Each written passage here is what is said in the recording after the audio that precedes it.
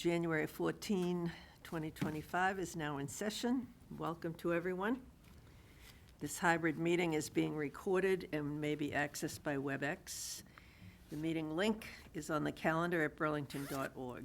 Is Jeremy online? Yes. Looks like it. Yes, right there. Okay. Lower left. Hi, Jeremy. One of our members is remote tonight, so all votes will be made by roll call. If connectivity is lost and we have a quorum in person, the meeting will continue. Would you please rise for the Pledge of Allegiance? Allegiance to the flag of the United States of America and to the republic for which it stands, one nation under God, indivisible, with liberty and justice for all.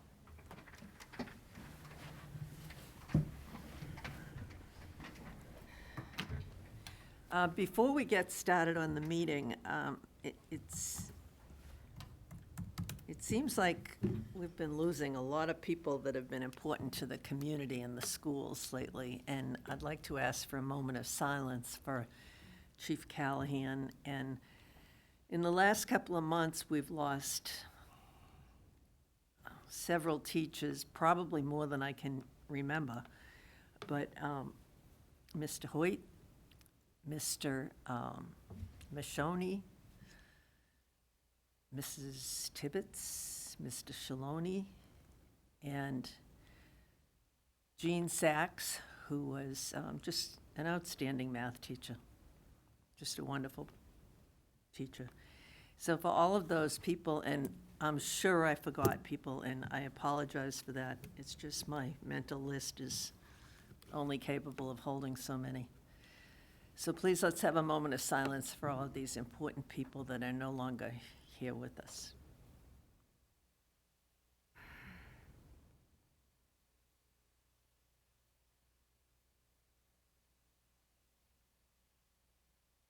Thank you.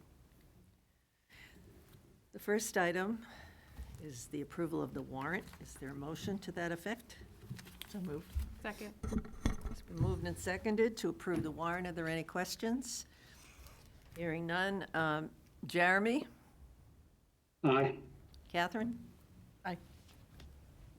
Melissa? Aye. Megan? Yes. Chair votes aye, and that's unanimous. I'm going to sign this and pass it on. Find your pen. The next item on our agenda is the approval of the meeting minutes. Is there a motion to that effect? So moved. Second.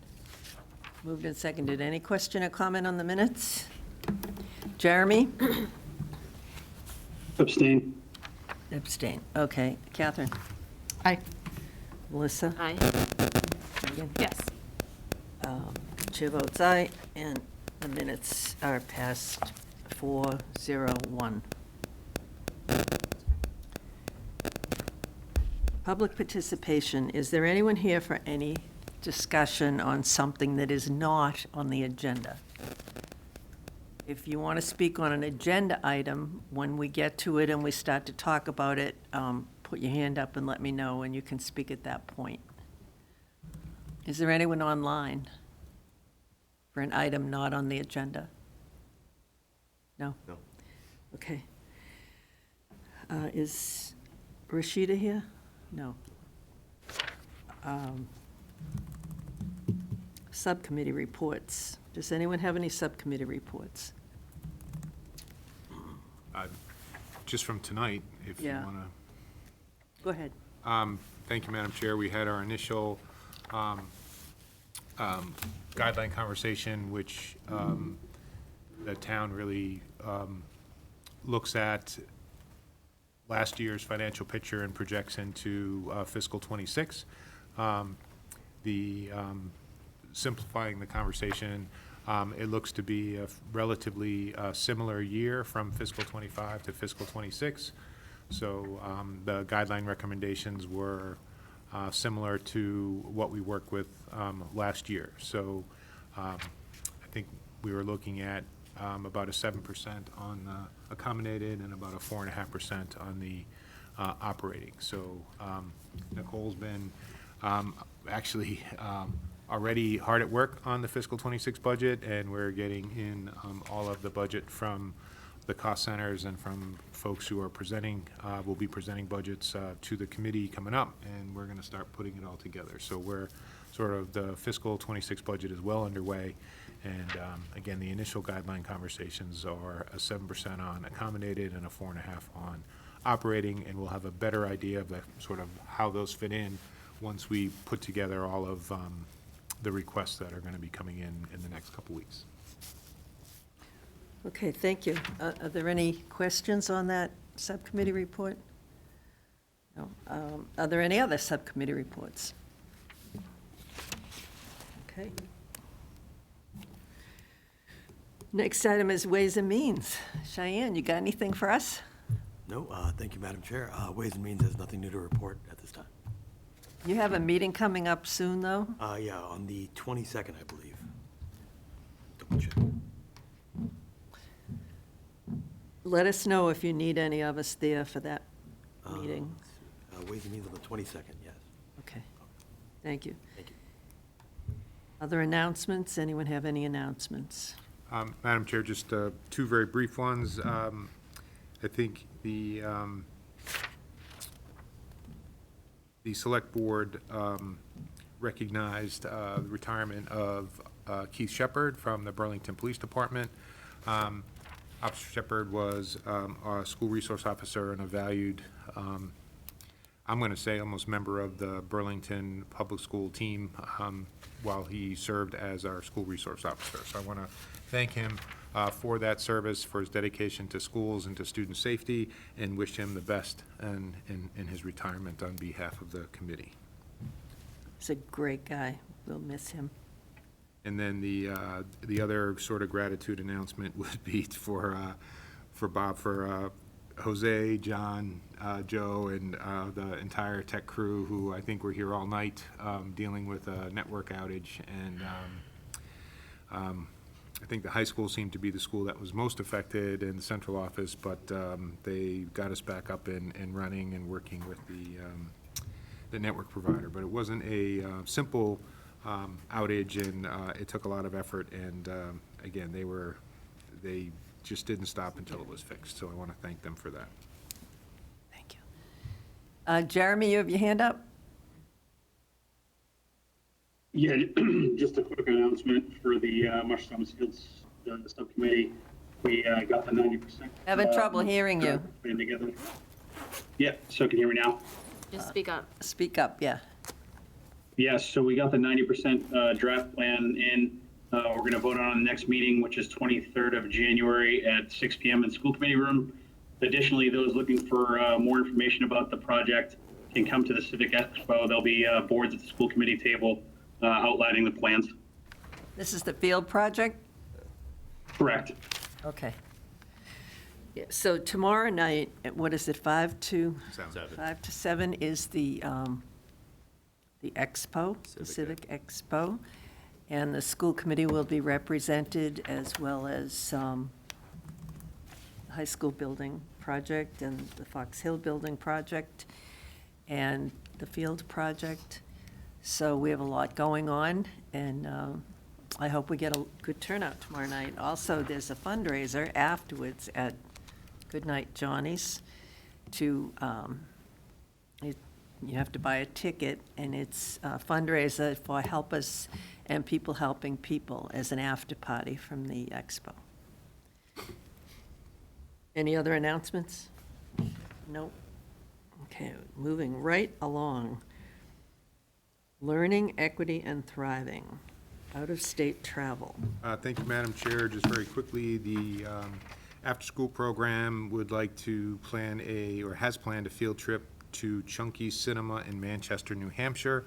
I consider some parts of Manchester a suburb of Boston, but that's okay, it's out of state, so would request, again, you had all the details in your packet, would request the school committee approve the after-school program field trip to Chunky's in Manchester, New Hampshire. Is it, which after-school program, all of them? Yeah, they all go together on the vacation weeks. All combined, And will there be a nurse? I'm sure. Always is.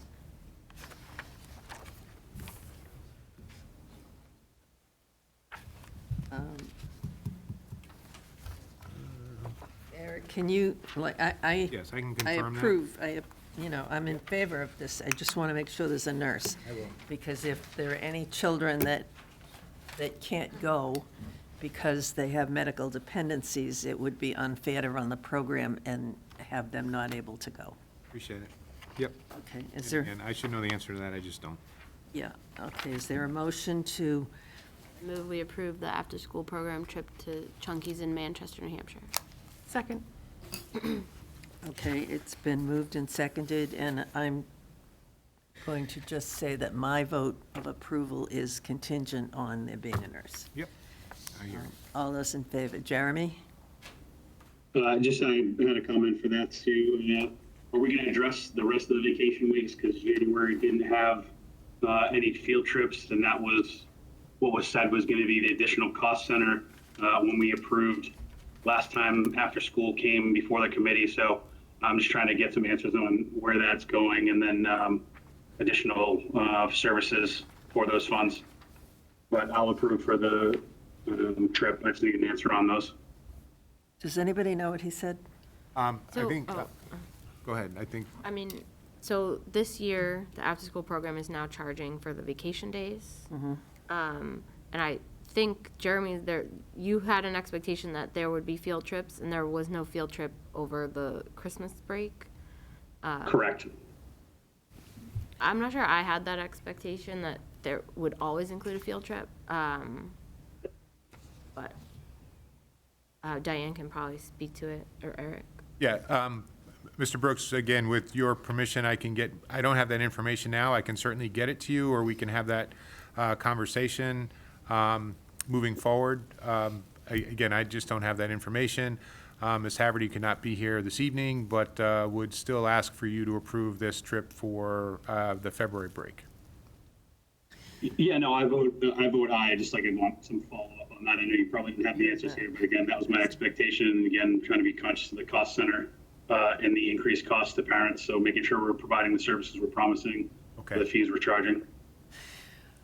Are Madam there Chair, any I'm sorry, other? I'm having a little bit of trouble, so I think I Yeah, missed his eye. it's so hard to I understand your apologize. words. We're doing our best. Is there any other discussion about this? Okay, so I'll call for the, what? He was an aye. He Oh, said yes. okay, so calling for a vote. Did you vote aye, Jeremy? Aye. He said aye. He said aye. Catherine? Aye. Melissa? Aye. Megan? Chair votes aye. That's unanimous, assuming there's a nurse. I promise I've never seen no nurse at the program. Yeah, Know her face. okay.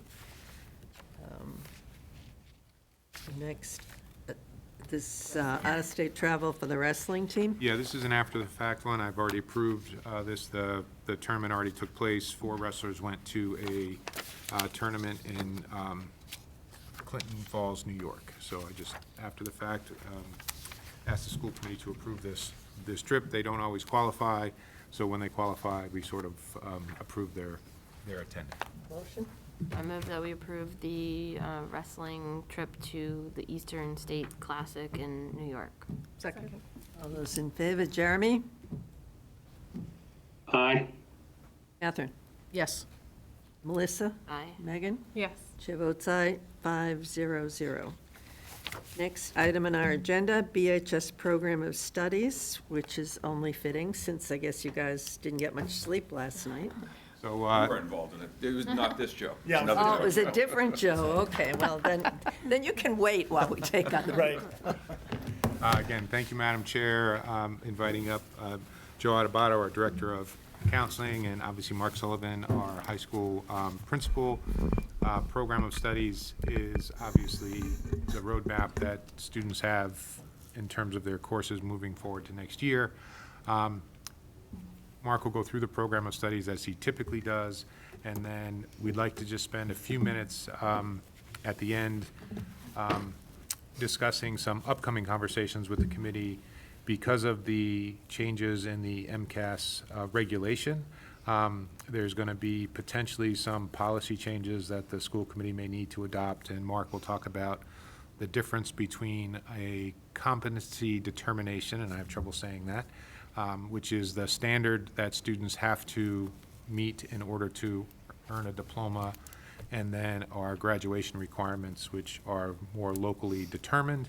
And I think with this change, more are going to be sort of locally determined, but the high school's already having lots of conversations about that, but the first part of this discussion is going to be about the program of studies that we're going to be offering to students. Joe, students start looking at their schedules for next year, means relatively soon, right? Yeah, eighth grade parent night will be the 30th, I think. No, I'm sorry, we're going down to middle school in late January. It's not a parent night, we already had that, but yeah, so the high school will start the process with eighth graders and teachers by the end of the month. High schoolers start in early February. We'll have kind of a rollout of the program of studies once it's approved, and then we walk the students through all the changes that have been made to the program, go over graduation requirements, and then teachers talk within their classrooms about making recommendations for next year. So with that, Mark, turn Sure. over to you. Thank you, Dr. Conti. Always a pleasure to be here, so thank you for having us. The program that you have that's being presented, the full link you had previously, but it represents a collective effort of the faculty and staff and the leadership team at the high school. So I just want to thank them for their efforts as to being involved in this process of providing input and making recommendations for new courses and changes, which we're going to go over here tonight. As we normally do, we'll highlight some new courses that we're proposing offering to students, which is really driven by faculty and staff student interest. Our faculty obviously are boots on the ground, talking to our students, listening, and getting feedback on what types of courses they want to see offered through our program. So you'll see that in some of the new courses that we have. I believe this program reinforces our school improvement goals of learning, equity, and thriving, and provides a rigorous and comprehensive curriculum for our students that meets and reflects the diversity of our students as they can navigate the program on their educational journey. So, as we normally do, the cover this year is actually by Andrew Dillon. He was in the class of 2023. The graphic design course that we typically have the students design the program cover isn't running this year, so we had to go into the archives, and so we selected Andrew's from a couple years ago. So that's the cover. It's always designed by a student. So we'll get into some of the new courses that we're offering, and as always, if anybody has any questions or input, Joe or I are certainly happy to answer those. So the first one is Advanced Placement African American Studies. I'm not going to read the whole description to you, but it's an interdisciplinary course that examines the diversity of African American experiences through direct encounters with varied sources. The next course is Art and Wellness. Some of you may know Mrs. Julie Weller, who was the chorus teacher here at the high school. She, when Mrs. Dowdy became the Health and Wellness Director in the district, she applied for and got Amy's health position. So she is looking to merge both of her talents in this art and wellness class, which is an intersection between the creative arts and a person's physical, emotional, and social wellness. So a real interesting option that our students will be able to have. Hip hop music theory, course for students in all grades 9 to 12. Retail management and project-based learning lab, where students will have the opportunity to explore key aspects of running a retail business. And again, this is part of our business program, which is wildly popular with our students. So Mrs. Anderson, Ms. Trouvé, and Mr. Shortell, they're really doing a terrific job, and listening to students and seeing the types of courses that are going to help them thrive in the DECA program, which has really been successful for us at the high school. Gender Studies in Literature and Media, which is designed to challenge students to consider the various ways in which gender is depicted in text and media. And the last one is a very interesting course, and I want to thank Ms. Tyrell, who wrote a grant to have this come to Burlington High School. And I just want to, full disclosure, this is, the description of this course is a work in progress because it's brand new. The AP College Board doesn't even have a test for it yet, but we were selected to be able to run the course. So again, this course introduces students to the foundational concepts of computer science and explores how computing and technology can impact the world. So again, this description will change and we'll update accordingly once we have those changes for you. And that's only because this course is just right off the press. It's brand new. So exciting that our students are going to have a crack at it next year. Before you go on, does anyone else have any questions? I just want to know, are these, like the first course is an honors course, or it's an AP course. So what's the story with art and wellness, hip hop, music theory? Are they leveled? Are they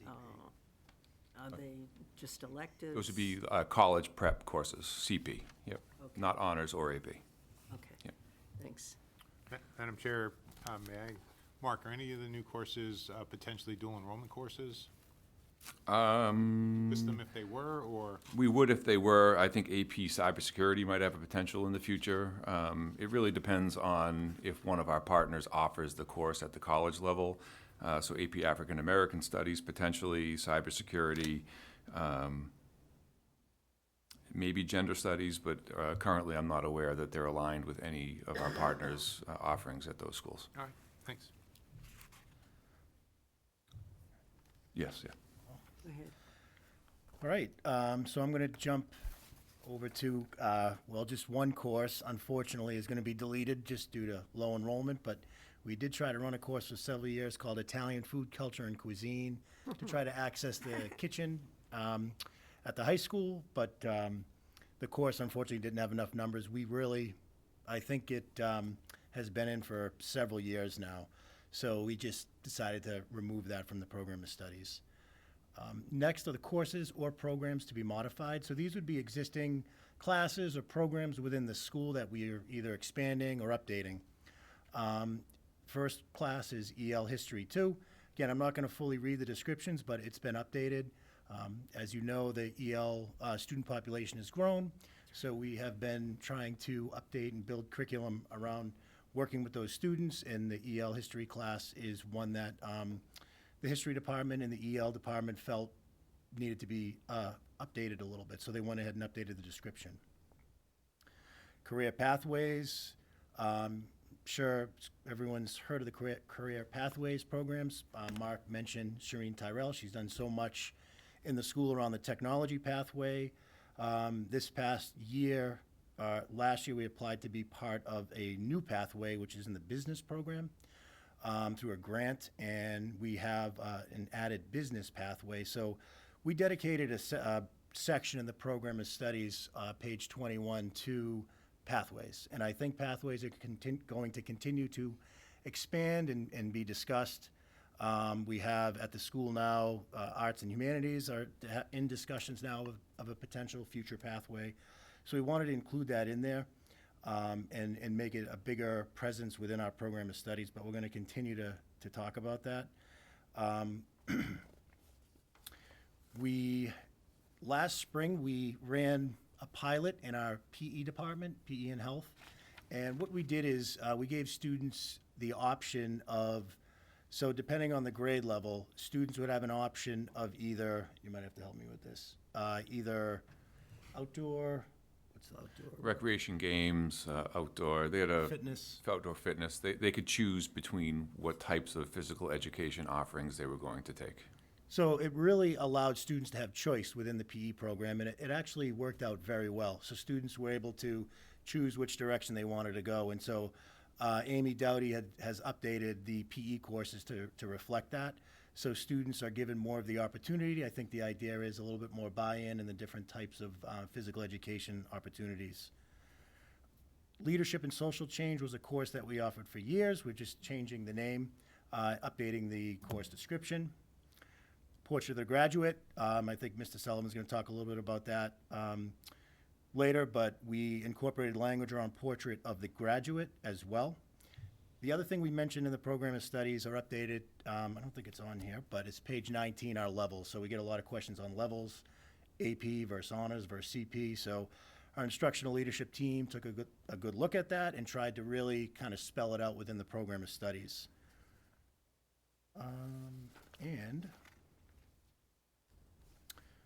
And then the last thing I'll mention, Dr. Conti had mentioned this, is our dual enrollment program. We continue to try to expand it, not necessarily just with new courses, but existing courses.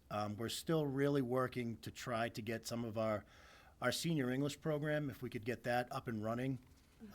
Every student's taking senior English or junior English. If we can get those listed as dual enrollment, that would really give the opportunity for a majority of the class to receive dual enrollment credit if they choose to. And we did add one slight, couple of sentences to the dual enrollment program.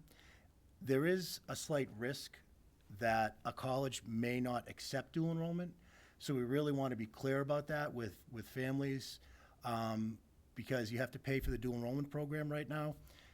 And so some colleges may not accept the credit, depends on the college and the situation. I can tell you every Mass Public College and University accepts the credit. Several private colleges do as well. So, but we do want parents to be able to understand, and students, that you might want to still do a little bit of research to make sure that that credit's accepted. So we add a little language in about that.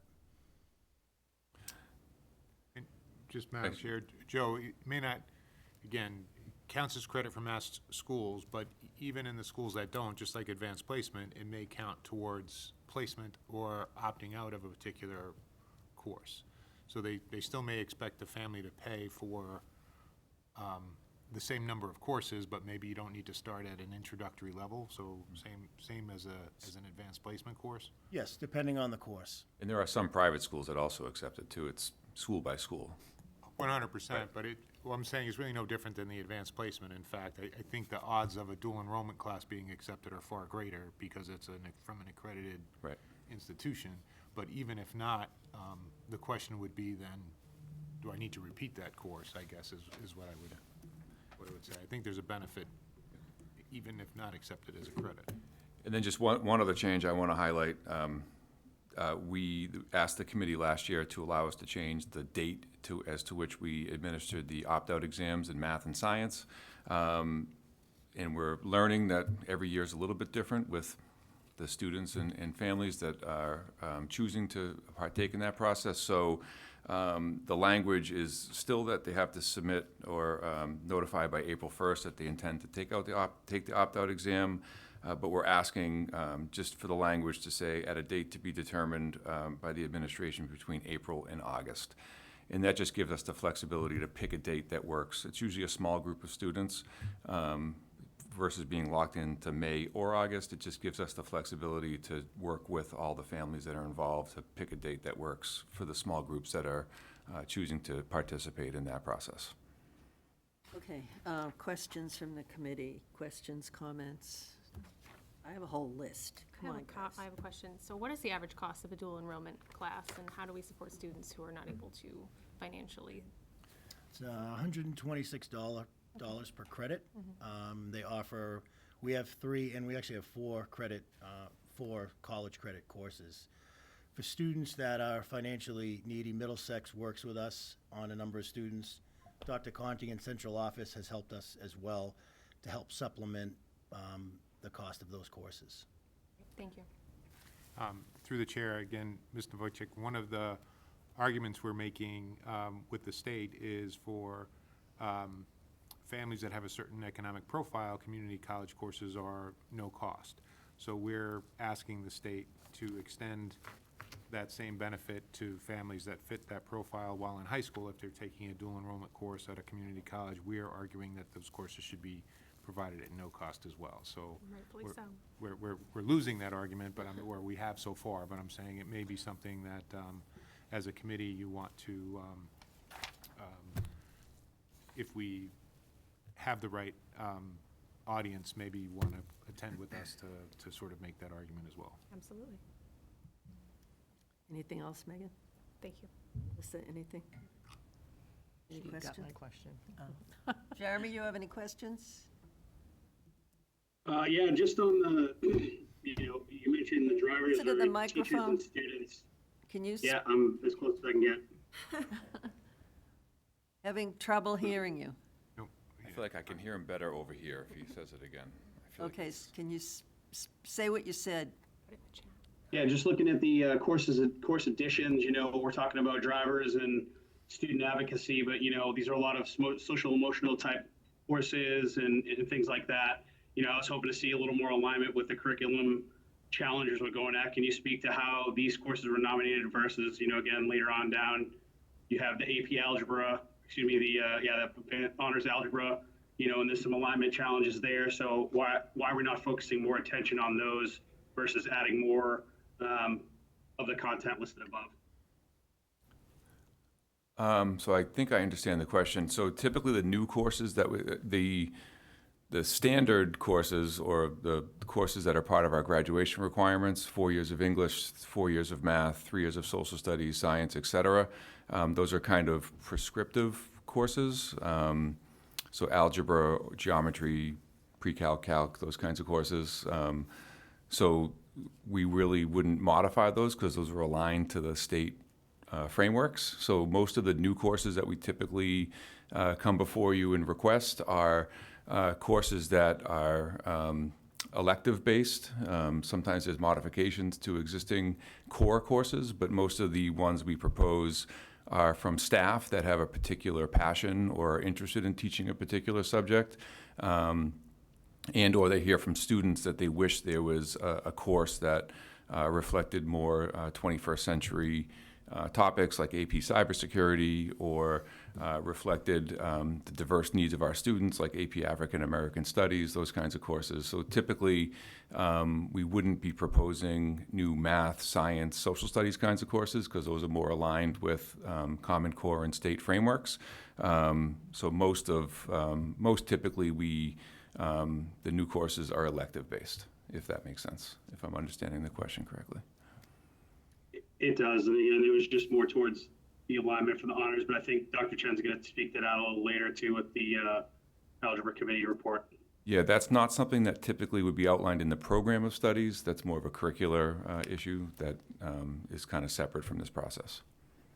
Gotcha. Okay, if no one else has comments, then we'll get to my little litany here. So the opt-out process, which I give you a hard time about every year. Yes. Reputation to uphold.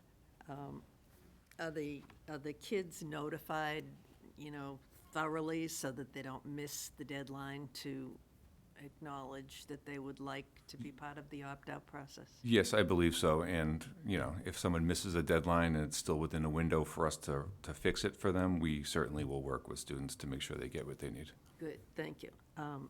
The other thing that I'm going to repeat, that I say every year, is from personal experience, it is my opinion that the opt-out exams should be standardized. They should not be somebody's final exam or somebody's midterm and final or whatever. I believe they should be standardized tests because my experience tells me that that's the more fair way to do it. I'm not even going to make it a question, it's a comment, okay? I had too many kids who really were qualified and not pass the opt-out exam, and I have a real problem with that. My next item is what we have in the agenda, there's a whole red paragraph about algebra. So, but you didn't mention it. What's the story on that? I think that was just, let me see if I can find it. That's right. I think Mrs. Whitcomb just updated the language around that particular course. It's not a new course, it's just updating the description. It's just the new description of the Algebra 1 course? Yeah, and it's not, we didn't highlight it because it's not a significant change. I think it was just tweaking of wording. It doesn't change the content or the class or anything. Okay, so it says prerequisites, successful completion of grade 8 math advanced or grade 8 math with teacher recommendation. So, Right, that's not new. no, Right. no, but then it goes into the new part. So we're looking at changes, we're looking at having algebra in the 8th grade, a full algebra course, and those students who take that, and also those students who are currently in advanced, or who may just be really good at math, Right. oftentimes will skip over Algebra 1 and go to geometry. Correct, and it's still, for this year, recommendation. It's recommended, even if you don't meet the I-ready, if you're not recommended, you can still override. It's not binding, it's not prerequisites necessarily, they're just strongly recommended still this year. And I believe Dr. Chen's going to talk about it, but next year, there'll be a course that offers grade 8 math with all the algebra standards, and I believe it's another year process to have the full algebra course at the middle school.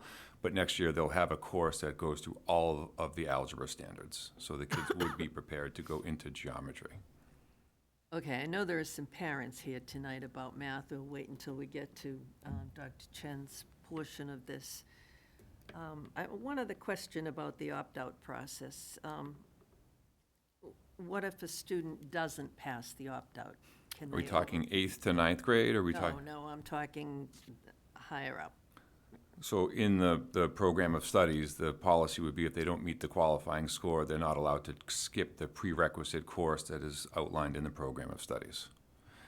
I have a bit of a problem with that. So what we're saying in the program is that they're foundational skills from course to course, and if they don't have that foundational base, that they're not going to be ready to skip a whole class at the high school. I understand it theoretically, but I think practically, sometimes it doesn't work that way. But anyway, moving on. Good job on all of these presentations. We really appreciate it. Thank you. And do you have more? Yeah, Mark, Yeah. do you want to just do sort of Sure. the conversation that we had this afternoon? I think you were much clearer about it, and sort of what we're going to be coming in front of the committee with maybe in the next couple months. Sure. So as I think everyone's aware, the state of Massachusetts voted to get rid of the graduation requirement that was attached to the MCAS exam. So what that means for local districts is that we have to, per the Department of Education, we have to decide locally what it means. Two things, one of which we already have, which is what a Burlington High School student needs to complete to fulfill graduation requirements, which are outlined in the program of studies, which would be 110 credits, 4 years of math, 3 years of science, 3 years of social studies, 4 years of English, et cetera, including exploratory courses, PE health, et cetera. The competency determination, so the MCAS used to serve as a barometer of whether or not a student met what the Department of Education was saying was a baseline competency to be able to earn a diploma in the state of Massachusetts. So Burlington, the school committee in the district need to determine what a CD looks like for a student now. I'm in conversations with local colleagues. I know Dr. Conti and Dr. Chen are talking to assistant and superintendents around the area as well. Essentially, there's several different ways that we can accomplish this. We can still require students take the MCAS exam, which I think is a wise move. One, because we still have accountability measures that are largely attached to attendance rates and participation rates with the test, and that's not going to go away. Two, it gives us good data from students, how they're meeting the standards through the 10th grade. And they can still meet the competency determination by achieving a 269, which was the low score, previously under the MCAS. So a student could demonstrate competency still through the MCAS, and they have the option for the Abigail scholarship. There's still some benefits if they achieve certain scores to get assistance in college from the state if they go to a state school. Then there's other ways that we can measure competency if a student doesn't measure the 269, and that would be successful completion of high school coursework, grades 9 and 10 English, algebra, geometry, or a similar type of math course, and then completion of biology, physics, chemistry, or technology and engineering. They could complete those courses, which are all aligned to the Mass State frameworks, and all of our, just as a reminder, all of our curriculum written is online and linked through the website, so you can see the units of study, how they're aligned to Common Core and the Mass State frameworks, and in addition, our core values and learning expectations. Those are continuously updated every year. But we went through like a 3-year process during our last NEAS visit to make sure it was all in a common written format. So anybody interested could always look online and get all that information. So by completing those courses that are aligned to the state frameworks, and really it's getting a D in the class or better. A D is a passing grade. It's below average for sure. But that is a competency because the MCAS in itself was a low measure. So achieving the lowest score on the MCAS, it was the minimum proficiency that a student had to have to get a diploma in the state of Massachusetts. So we've gotten very little direction from the state, as you can imagine. So what we are sort of working concurrently on is making sure that we have, in the short term, we are not going to be able to deny a class of 2025 high school student a diploma because of an MCAS score. So we sort of know that. But then how do we sort of address this moving forward through the program of studies? If there's policy language that we need to add, then we'll bring that back before the committee. We'll want to give you some options. We want to, again, we're working collaboratively with other high schools. We don't want there to be huge fluctuations potentially across districts, and we're really trying to talk about replacing some sort of standard, moving forward. And then the state has also said that we need to, Joe, you said we need to look back 2 or 3 years anyway? We have to go back 2 years by statute and try to engage any student who met our graduation requirements but didn't pass the MCAS exam. And we may have to look back even further, is what the state is saying, but again, we're waiting for the state to follow that up. So again, we may need the committee's help moving forward. So in the next month or so, we may be, again, coming forward with some policy language, and it's really meant for us to define locally what that competency, what that minimum level is to get all students a diploma, and then we can have future conversations about sort of what our expectations are for a Burlington graduate. So if community service is required, if Yeah, and it really ties into our portrait of the graduate work. So we've spent the last couple of years, and I highlighted a lot of it last year, so I won't go into a lot of it, but it's really a process where, we had a pretty robust process where we outline what the vision of the graduate is. What should a Burlington High School student know and be able to do if they graduate? So it's a good opportunity for us also to connect that work with a new competency determination. Since it is locally controlled, it gives us that autonomy to do that. So again, the state made this change, was the will of the voters, but there wasn't a whole lot of planning sort of ahead of time, so we're gonna sort of protect in the short term our graduates, and then I think in the longer term, if this is gonna be left to a local decision and a local standard, then we're gonna need to be involved in that conversation. So Mark, is there language in the program of studies that basically says that if there's a transfer student in, just like now, that you would, as principal, We currently don't have any language about the competency determination. My intent was to preview it tonight, and then I know we met today, but we were hoping that in the next several weeks we could have something for your review. You could take it under consideration and at a future meeting vote in favor of it.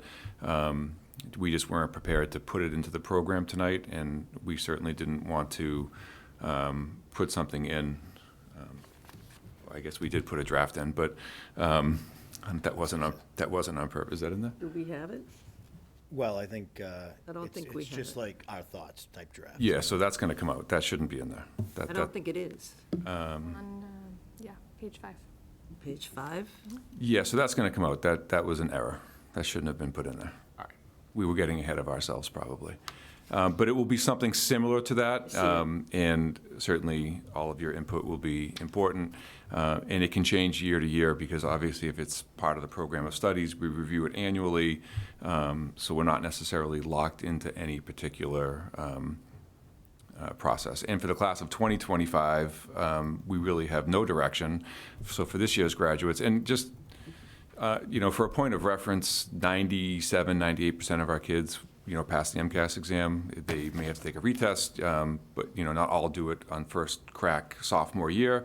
But a vast majority of our kids have passed the MCAS in the past. So we're really talking about a small group of students, and it really becomes a transcript review for those kids. And most of the regulation says that the local school, the building leadership has kind of authority over the transcript. So we would review it, align it, and look at how it aligns with the coursework. Does it align with the MCAS courses that are offered that I mentioned? And did they achieve a passing score on those classes? And if all those things were yes, we would say we were going to issue that student a diploma with the competency determination. And I don't even know what that looks like, because I don't know if it's a notation on the diploma or if it's assumed. We didn't do anything in the past. It wasn't like a Burlington High School diploma with the CD sticker on it or something like that. It's So, not like the Regents exam. right, where you get- exactly right. So those are all kind of things, logistics that we'll have to work through as we go through We this. look forward to those And again, and the decisions. state really needs to weigh in too, and Jeremy, Mr. Brooks, I'm sorry, has a Yeah. question. Okay, Jeremy, go ahead. Kind of go ahead and finish your statement. I can talk after you. No, that was it. Yeah, so I just want to circle back on one thing. I didn't know if it was appropriate to put language for the opt-in. Again, there was some concern brought up to me about accommodations for students that needed it. Is it appropriate to put in language for that with the time frame of the test being taken? So if a student had an educational compensation for that test taking. Not sure. I heard accommodations. I If didn't- Are we talking about the for the student taking a test to opt out of a prerequisite. Yes. If they require an accommodation. Yes. Then that accommodation will be allowed during the. Yes. Opt-out test. So if a student takes untimed tests, then the opt-out test would be. Nobody has untimed. They have extra time, but yes, The accommodation would be carried forward. yes. And I think there was some misunderstanding. Yes, they will. There was. Yes. There was a problem in the most recent situation. Correct, but we will make sure that that is not the case moving forward. Thank you. Right. Is that okay, Jeremy? Anything else? Yeah, my second comment is, as we look at the portrait of a graduate and we start to define what those things are, I'm going to again advocate for some alignment of the district improvement plan, and then how we're measuring growth and, success, and how those metrics are going to align with the improvement plan, and then, this program of study and how that impacts the portrait of a graduate. So we have some alignment there, so we can kind of measure, how we're doing, where we're succeeding and where we're growing, and then maybe where we need to put more resources as well. Understood. Okay, thanks. Anyone else? No? You got any more on this topic? No, just stay tuned, and I'd say, and you guys get all the stuff from MASC. I'm assuming other districts are having these conversations, and We'll try to have something for the competency determination at your next meeting. Yeah, that sounds like it's going to be a lot of thought and work trying to figure out what to do. It doesn't sound like it's easy to me. It's not that hard. well, again, we're. I should have said it wasn't, but it's not that hard. Okay, We're good. fortunate that most of our students are meeting that already. We just need to, again, it may require, instead of a state regulation, it may require local policy. So we're just trying to make sure that we have the right language. Yeah, you have to have some kind of guideline for what to meet in order to graduate. Can I just clarify one thing for the folks at home? They are still taking the MCAS. So we need to make that decision. You will all have to vote on, so I think our previewing this for you, my recommendation will be to have, as part of a graduation requirement, that students must take the MCAS exam. You don't have to take retests, you don't have to take it multiple times, but Right. you need to take it that one time. Again, it helps our accountability standard, and also, I think there's good data that comes out of that test for us to use. But the point is, if you don't pass it, you still can graduate. Correct. Yes. The score has no real positive or negative impact on you in terms of your graduation eligibility. Right. Right. But the MCAS test itself has a lot of value to the system in determining how well the curriculum is being implemented and how the students are doing and how the growth factors are working from Correct. year to year. Yep. So, and that makes sense. They're still going to have the opportunity if students score in the top 25% of the MCAS, they get a tuition waiver. Get a to the scholarship. state schools. Yeah. I was just gonna say, we have third graders take it, and it's not a graduation requirement, right? We still have Right. Right. everyone So else the- take yeah. it, yeah. So the state is saying there's still no opt-out. Yep. We just would have a lot of kids not show up. Well, Yeah, whatever, and but I'm that's just too saying. bad. I wish parents would see the value in it, especially if you don't have to pass it to graduate. There's a lot of value in having that kind of test system-wide. And we will have to do different types of communication about the MCAS, especially at the high school level, Right. for students to take it seriously, to make sure they show up, et cetera. So we'll Not have to put package Mickey it, we'll have to Mouse on the package name it line. differently, right? It'll be like when it first came out and we had like the assemblies and Yeah. gave everybody treats and pumped everybody up. Take it seriously. Yeah. Okay, thank you. Thanks, guys. I guess I Welcome. was told I need to dismiss you, so thank you. If you'd like to stay for the future agenda items, you are more than welcome. Happy to if you'd like me to, But, just I let me think know. that would be helpful, but you are certainly, the program of studies agenda item is, as a first reading, is concluded, so thank you. That was feedback I got, Madam Chair. Feedback? Thank you. You might want to be here for the math discussion. Okay. The next item is school climate survey, or do you want to go out of order? No, this is very brief, Madam Chair. It's not a presentation, it's a preview for your next meeting. We did a school climate survey, I think it's our third annual.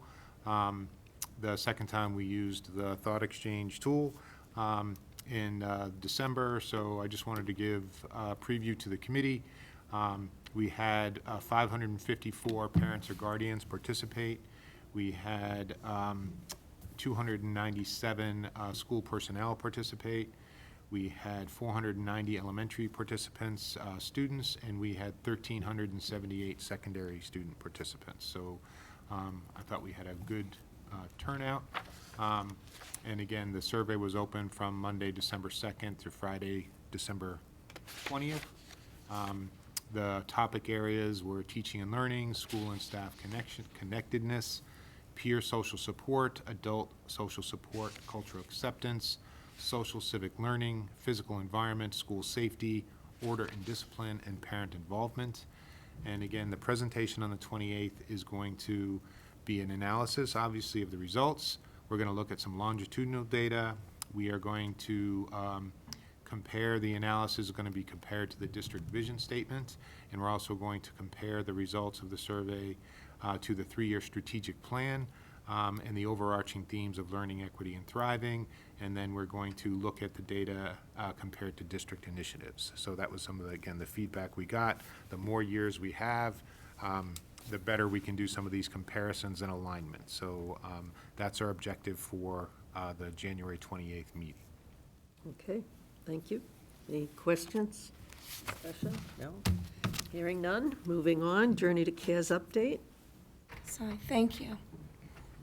Thank you, Bob. Could you put it up?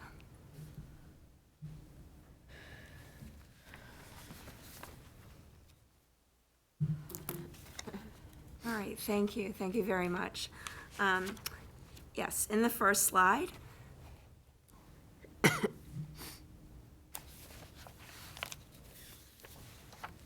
In the first slide. The next slide, please, sir. Yes, we have some pictures of, that we're going to go over, of students and their performances during the holiday times, teachers involved in professional development with both Dr. John and Dibbles 8 training, the math specialists looking at the math data, and the nurses receiving some professional development. Next, please.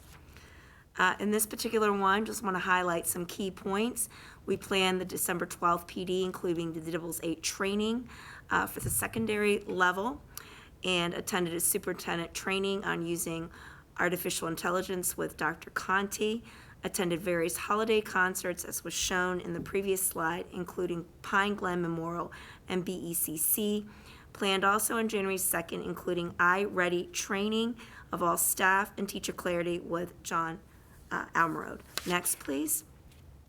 We've also met with the instructional team and the CO leadership team to discuss future planning for administrative retreat, future PD planning, adopting for a new teacher evaluation instrument, the data protocol, and mentor training. Met to discuss professional development on the MTSS structure and using grant funds to conduct an audit on the present MTSS structure. Met with the secondary principals to discuss budget item, the math progress, and future curriculum planning. Next, please. Met with the interim literacy coordinator to plan for letters training for 25-26. Met with the literacy consultant to readjust the curriculum adoption calendar based on future site visits to school. Met with a math consultant to plan for future meetings with the Algebra 1 Task Force and Pathways, and attended meetings about competency determination placement. Next, please. Want to highlight and want to thank the Burlington Education Foundation for their support. Artist Bren Bataclan, the BHS Artists in Residence last week. Want to thank Christina Chang, BPS art teacher who received a BEF grant and organized a week of opportunities for students to meet with Bren and to discuss his work and life experiences. He talked about using art to bring people together and to build a community. He also discussed his Filipino heritage and experience as a U.S. immigrant. So again, thank you to the Burlington Education Foundation for their support in this. Next, please. Met with DESE regarding the civil rights audit and next steps. Attended a building committee meeting. And also with the digital learning team, they attended the Student Data Privacy Consortium meeting on AI data minimization, attended the Merrimack Valley Superintendent's Roundtable on using AI to enhance communication, streamlining process, and design solutions. The Red Devil Gaming esports team finished an outstanding season with 3 teams making it to state and regional finals. Next, please. When it comes to digital learning coaches, they also worked with the Computer Science Education Week sessions, including speakers from the CS industry, former BHS students, and current technology staff members. With the English K through 8 team, or coordinated hosting of Wit and Wisdom, Really Good Reading, and Amplify CKLA reading curriculum representatives at the elementary school, coordinated reading program site visits at neighboring towns for elementary staff, and began to analyze the data for the middle of the year data meetings. Next, please. Coordinated with Landmark Outreach on vertical alignment for the written language curriculum working groups, and continue to collaborate with Aaron Guanci on updating the BPS Literacy Resources site for teachers, and presented also, this was the interim literacy coordinator with Aaron Guanci at many of the elementary schools, including the Fox Hill staff. I was just there tonight. Want to say kudos to the Math 5 K through 5 team. This is the second year since COVID. They've held Family Math Night, came for Memorial, in which there was a nice group of parents there working math with their students. Francis Wyman will be on Tuesday, January 21st from 6:30 to 8 p.m. And Fox Hill and Pine Glen will be hosting on Wednesday, January 22nd from 6:30 to 8 p.m. I invite a lot of parents to attend this because you will get a look at what the math curriculum is from K to 5 and also be able to play some math games as well too. Again, prepping for the iReady assessment, K through 5 for math. Next slide, please. The English Learner Education team worked to assist families in Guatemala and also attended the Dibbles 8 training, while the Family and Community Engagement team attended the District Wellness Committee meeting to discuss programming for community outreach and supports. They also worked with people helping people to support the McKinney-Vento families during the holiday seasons. Next slide, please. They advanced conversations and connections via the DESE Alternative Collaborative BPS meeting. With the mental health team, this is with Chrissy Concession, the Director of Mental Health, worked with the collaborative care team at BHS to promote the service and support available to students, attended and hosted session for the 2 teacher professional development days on 12/12 and 1/3. Next, please. Worked with the Director of Health and Wellness to prepare for this year's Youth Risk Behavior Survey implementation, and worked with the Director of Special Education, Lauren Angelo and Robin Miliano, to onboard DocuSign services for the district. While our Science and Social Studies team, K through 5, worked on a winter break experiment called the Bunny Copter Design Challenge. Next, please. Also, 30-plus animals went home with Burlington students and families, and Mrs. Pavlicek filmed a BCAT special on the African gray parrots featuring our own parrot, Crystal.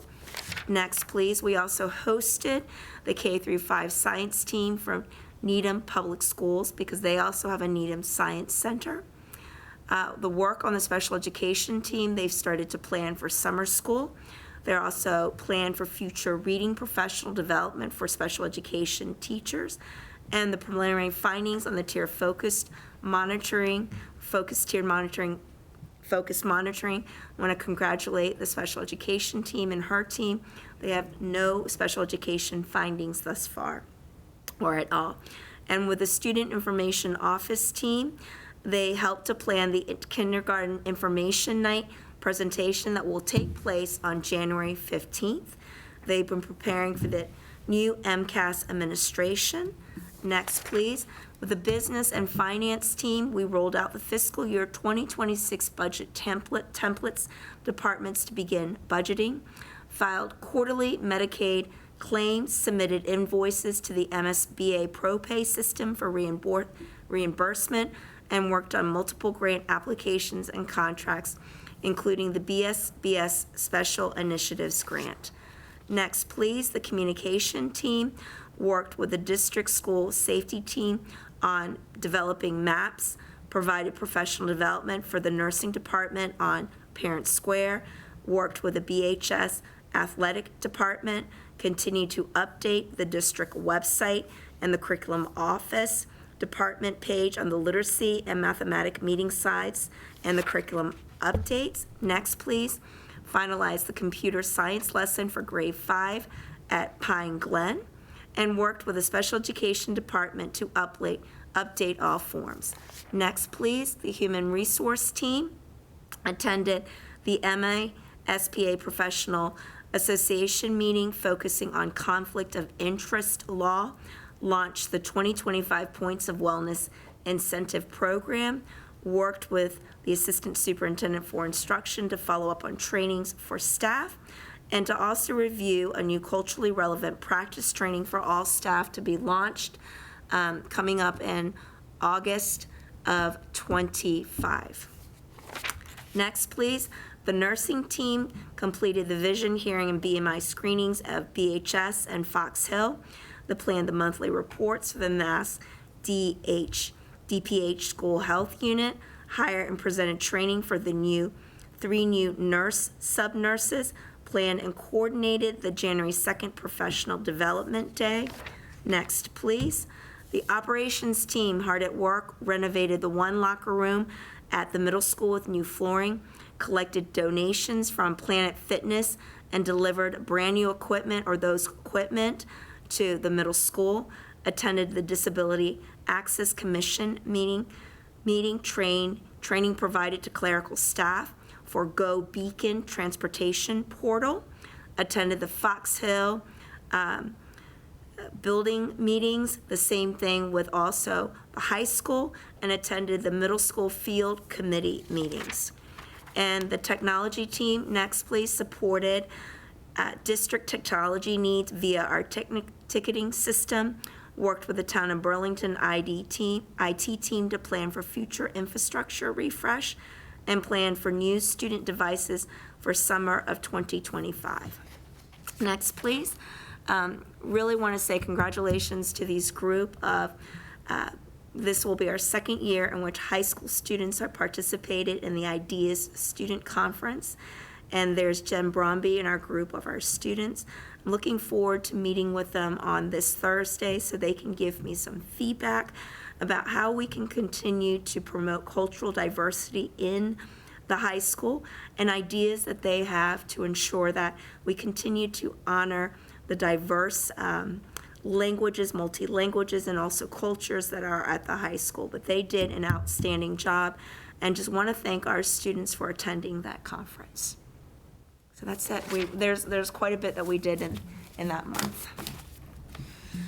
Any questions or comments? I have a comment. I just Go want to ahead. thank you, Dr. Chen, for your work on the literacy curriculum presentation. I was well received, and I know a lot of families really appreciated being able to meet the vendors, talk with the vendors, touch the materials, really experience what their students may be experiencing firsthand very soon. And I also want to thank also, to piggyback on that, is that has been a work in progress, as you know, because it's been a year-long process, and we wanted to make sure that we do justice on all the curriculum reviews. So really want to thank that particular committee, because the next thing we're going to be talking about is the site visits, and that's going to be pretty exciting. So thank you for that. Look forward to hearing about those. Thank you. Any other comments or questions? Okay, before we get to the update on the Algebra 1 committee, And also the literacy, as I did both. yes, I know, but, so on the Algebra 1 committee, there are some parents here that would like to speak about high school math.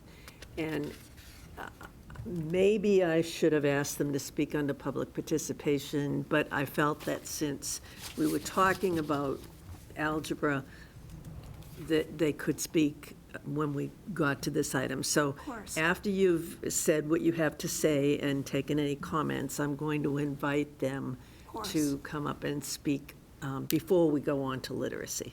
Okay. All right? Most definitely. Thank you. Absolutely. All right. So thank you, Bob. If you could also, Mr. Kuna, pull up the update on the curriculum reviews.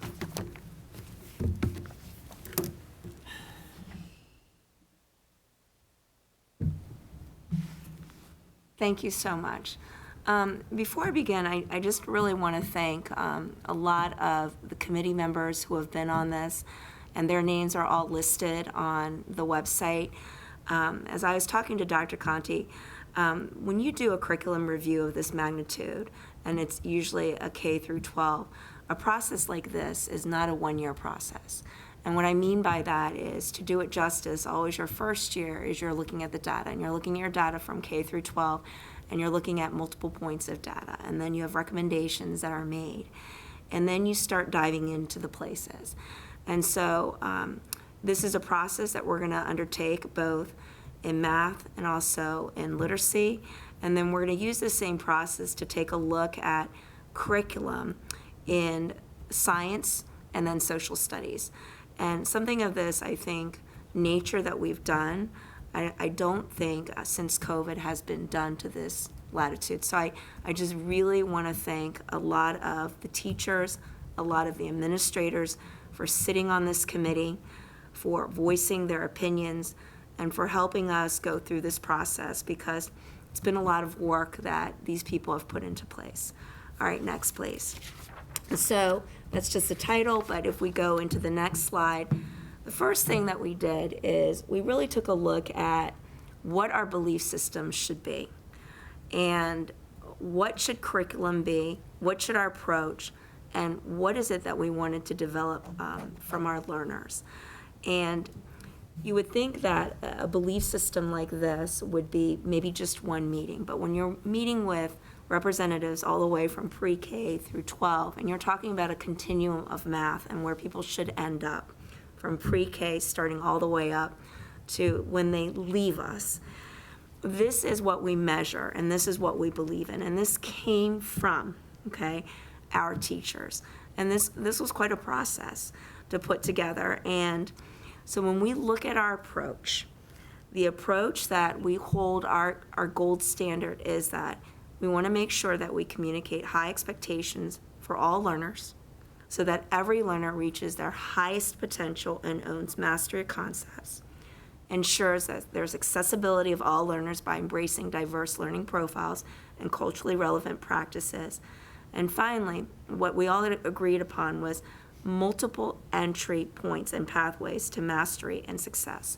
So as we started to take a look at our pathways, and we looked at several different ones that not even the state had recommended, our various communities and approaches, we took a look and we said, does it measure what we value? And these are the 3 points. And so that was part of the process when we vetted out certain pathways. Next, please. So then we said then our success criteria is that we're going to create equitable pathways so that every student has access to Algebra 1 starting in BPS middle or high school, and that every student has completed Algebra 1 and geometry by the end of 10th grade. And then through that process, we're going to take a look and select, propose, and plan a middle school math textbook adoption. Now, next, please. And then in our math pathways, we got to make sure that Algebra 1 can be completed by every learner by the end of 10th grade. Geometry can also be completed by every learner by the end of 10th grade. That taking Algebra 1 in middle school is an option. Every learner has enough options for 4 years of math courses in high school. That every math standard is taught within BPS math courses and within the school year. That there are options when a student masters the course standard by the end of each course. That there are also options when a student does not master the course standards by the end of each course. And that every course is for every learner, and standards should lead the definition of the course. And we actually had a long discussion about that because a textbook is not the standards. A textbook is not the curriculum. So we really had a very long discussion about, okay, these are the standards and these are the standards. And in creating this pathway, we wanted to develop thoughts of, okay, yes, students, if they wish, can double up. But what does it look like if we want every child, if they wanted to get to calculus without having to double up? And that's where these pathways came from. Now, before we move on to the next slide, I want to preface that we started to take a look at, because I think it's important, 10 different textbooks, right? We started to take a look at that. And we also made sure that the textbook we took a look at not only met the ed reports, but some of them that we took a look at did meet expectations in the cure rate report. Because if we're going to be looking at highly qualified textbooks, right? Like in Wit and Wisdom, CKLA-L, we want to make sure that they've been vetted, right? Vetted not only ed reports, but also vetted through our Massachusetts Curate model, right? And some of these are partially meeting expectations, and some of them have met very high expectations. So as we started to go through this textbook process, we realized that as a committee, that if we wanted to do it justice, since we went through a thing with literacy, that the pathways right now, developing those particular pathways and developing those courses are the most important things right now. But the textbook is just as important, but what we need to put our focus, because we have time, is that we're going to create these pathways. We're going to create these 2 courses. We're going to use the existing textbook that we have. But at the same time, after we've gone through that process, after we've had a year of going through this, then we're going to look at some textbook that best matches what the pathways that we've put into place. So we are not stopping the textbook process. I want to be very clear about that. We're just going to continue it and prolong it so we can do it justice. We can get parents to take a look at it. We can do the same thing that we did for the literacy committee, but we're not stopping this process. I want to be very clear about that. All right, so let's go ahead and let's flip. So what our committee came down to it, and we had a lot of discussions, because even Massachusetts, the proposals they have is, and I've seen also Virginia's, do we make our acceleration point in grade 6? Do we make our acceleration point in grade 7? Do we make our acceleration point in grade 8? Where's it most feasible for our kids in order to have access and different pathways, right? So what we landed on was that the proposed classes for next year is going to be an integrated 7th and 8th grade. When we talk about integrated 7th and 8th grade, it means we are teaching all of the 7th grade standards and all of the 8th grade standards, not half, all, okay, all of them. So that in grade 8 next year, then this next year coming up, we're gonna still have the same grade 8 course, but we're going to teach all of grade 8 and all of Algebra 1 standards.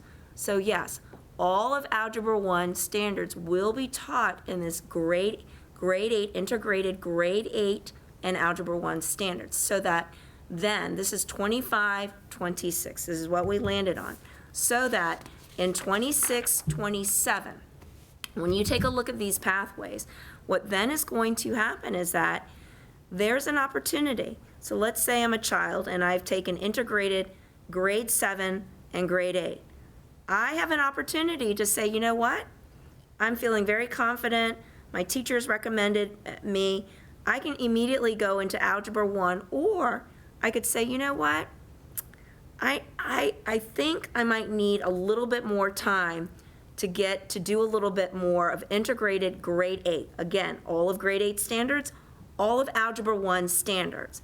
But then when I'm in the integrated grade 8 and Algebra 1 standards, I then have the opportunity to do Algebra 1 or geometry. Because we had thought about, okay, what if we have done grade 8 and just Algebra 1?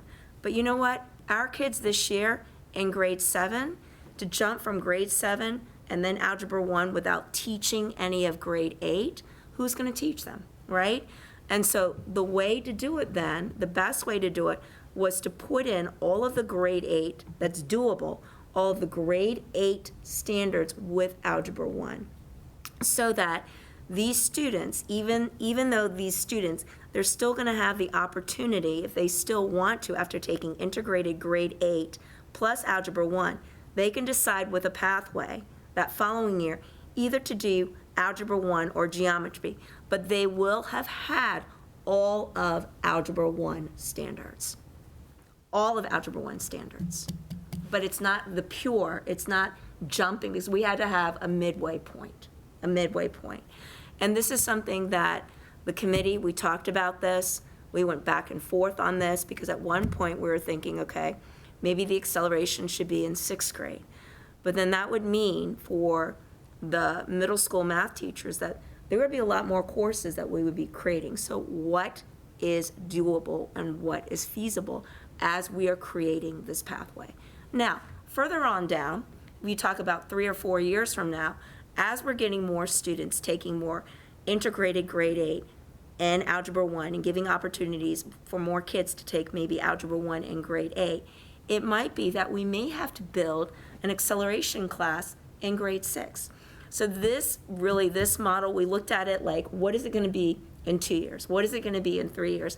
And what is going to allow students multiple pathways so that if they feel they can go a little bit faster, they can go a little bit faster without being punished if they decide that, hey, this was a little too fast for me and I'm still in middle school, so I can still take a step down. But guess what? Even if I take a step down and I decide to do integrated grade 8 plus Algebra 1, next year I have the option to go ahead and do geometry, because I would have fulfilled both all of grade 8 standards and all of Algebra 1 standards.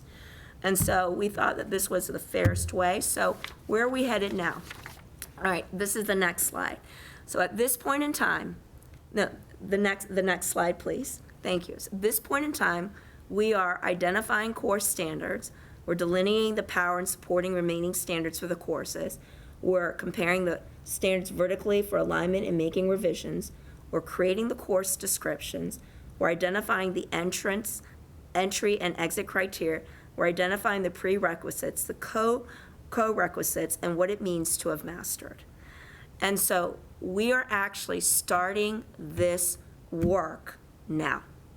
Now, we don't want to wait till summer. We're starting this work now. We're going to be creating it. It's going to be the rest of our professional learning, the work. One of the things that has also been really nice is that the high school teachers in our last professional development day, the high school teachers met with the middle school math teachers and started to talk about the Algebra 1 courses. And then during the summer, we're going to group and order the standards into units. And then we're also going to be looking at creating common formative assessments.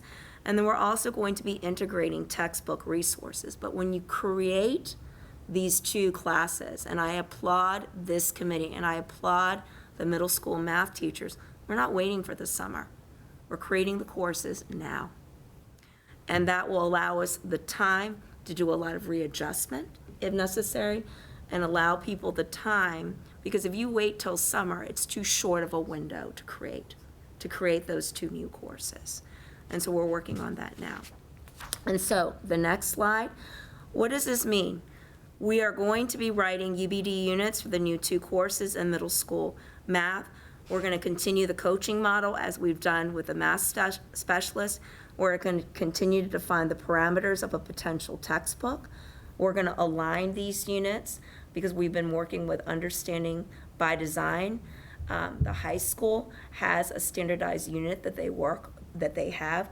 We're going to be aligning that to what the high school's been doing. And we're going to be doing some summer work. And we're going to continue the professional development of learning from math that we've been doing. And we're really going to look at vertical teaming. So some of the things that I'm going to be talking to eventually, the principal, Mark Sullivan, and also Tim McMahon, is where in our professional development calendar next year and where in the faculty, because each of the schools have 2 meetings a month. So where in those meetings can we have some department meetings that's really going to be taking a look at 6 through 12, so that we're going to begin a lot of these conversations. Because as we're building these pathways, it's also going to change some of the trajectory that's also going to be happening at the high school. So that is where we are right now in the process of math. So does anyone have any questions? And I will have to applaud this committee, because to do this type of work is not easy, because what it means is that as a teacher, you're taking a look at the data, you're looking at things, and we're looking at things vertically. And you're having to create 2 new courses, and that's not easy work. Okay, are there questions from the school committee members? I can't see Jeremy, so I don't know if it's, oh, now I can see him. Are there any questions or comments from members of this committee? It's a silly question, but, I understand the multiple pathways, but could you just explain the multiple entries again, what that means? Yes. Multiple entries, what I mean by that is we want to give students the opportunity, right, to be able to take, because it's not about leveling, right? And what we don't want to do is put a ceiling on a child. A ceiling saying, okay, if you take grade 7 math, your only option in the future, if you want to get to calculus, is that you've got to do this track. So we were talking about you could go to Algebra 1 or take the geometry, essentially? Yes. Okay, got So it. you have multiple entry points to say, I need to excel, or sometimes I need to slow down, because it's a little too quick for me. Go ahead. I was gonna say, looking at this possible course sequence in the draft of the course of studies, that's a really good visual to understand, like, if I make this choice in 7th grade, this is where and you can make a choice. There's choices in 8th grade, there's choices in 9th grade, choices in 10th, choices in 11th. I think that's helpful if people can see that. And I It's think, very helpful for me to visualize where you can change your, accelerate, trajectory. change your trajectory. That's yeah, right. Step on and off. Yeah. because one of the things that we got when we were analyzing the data, right, and this came from the report, right, is that when we're looking at the data, and this is, because it's already out there, and we've talked about it, is that when you look at, we have 0% L students in the high levels of math, right? and then we have 7% of only special education students. And the question becomes, why? Why? And at the same time, you want to ensure that you have rigor, right? You want to have rigor, because I've also heard from parents that my child could do this. My child needs to be sped up, Lisa Chen, right? We can't wait all day for this. And so when we started to think about this, we wanted to create pathways that would not be ceilings, that would not lock a child in. And so we were trying to figure out different ways to explain it, but I do agree with you, Melissa, this is an easier way. So our thing is then to continue to map this out and to show the multiple arrows so that if I decide in grade 7 that I'm only going to do only grade 7 standards, it doesn't lock me into that I can't get to calculus in grade 11 if I choose to. I can still get there, right? But it means that I'm going to have to take this pathway to get there. But let's say I'm going a little too quickly, right? I still have a pathway to say, okay, I want to retake this course again, but it doesn't stop me from getting into the beauty of the grade 8. If I decide to take integrated grade 8 plus algebra 1, it doesn't stop me from being able to take geometry, because guess what? I've already been taught all the algebra 1 standards. But yikes, if the teacher's going too fast and I've figured this out, right, and I need a little bit more time to learn algebra 1, then guess what? I have the option to go ahead and take an algebra 1, and more than likely, I'd be taking an algebra 1 honors and not an algebra 1 CP. I hope I'm making sense now. I have a question. Okay, so, You had a question? yeah, Yeah, I have a question. You have a question. Yes, I do. Go ahead. So coming from grade 6, how is a student made eligible to take a integrated 7th and 8th? Or And so is we're there a gonna- test that's being? We're working on that. We're working on that right now. So we had to lay this down. We had to also lay, and then our next discussion points will be what are the particular criteria. Okay. go ahead. And the other thing that's really helpful for us is what we put in, which is iReady, which is the iReady and making it consistent. So that's going to be another data point, right? And so that, the teacher recommendation, the grades, but also iReady as well, too. Because this is why I wanted all the teachers to get all the training on it, so when we're reading the reports. My 5th grade son told me about iReady the other day for math. Okay, I hope it was okay. He lived. And it wasn't punishment. I just don't want children to feel they're being punished. You mentioned textbooks, so is there a belief that this path exists in a textbook? Yes, it does. It definitely does. It already exists in Big Ideas. Okay. But one of the things that we wanted to open up is that, guess what? There are other textbooks that are out there as well, too.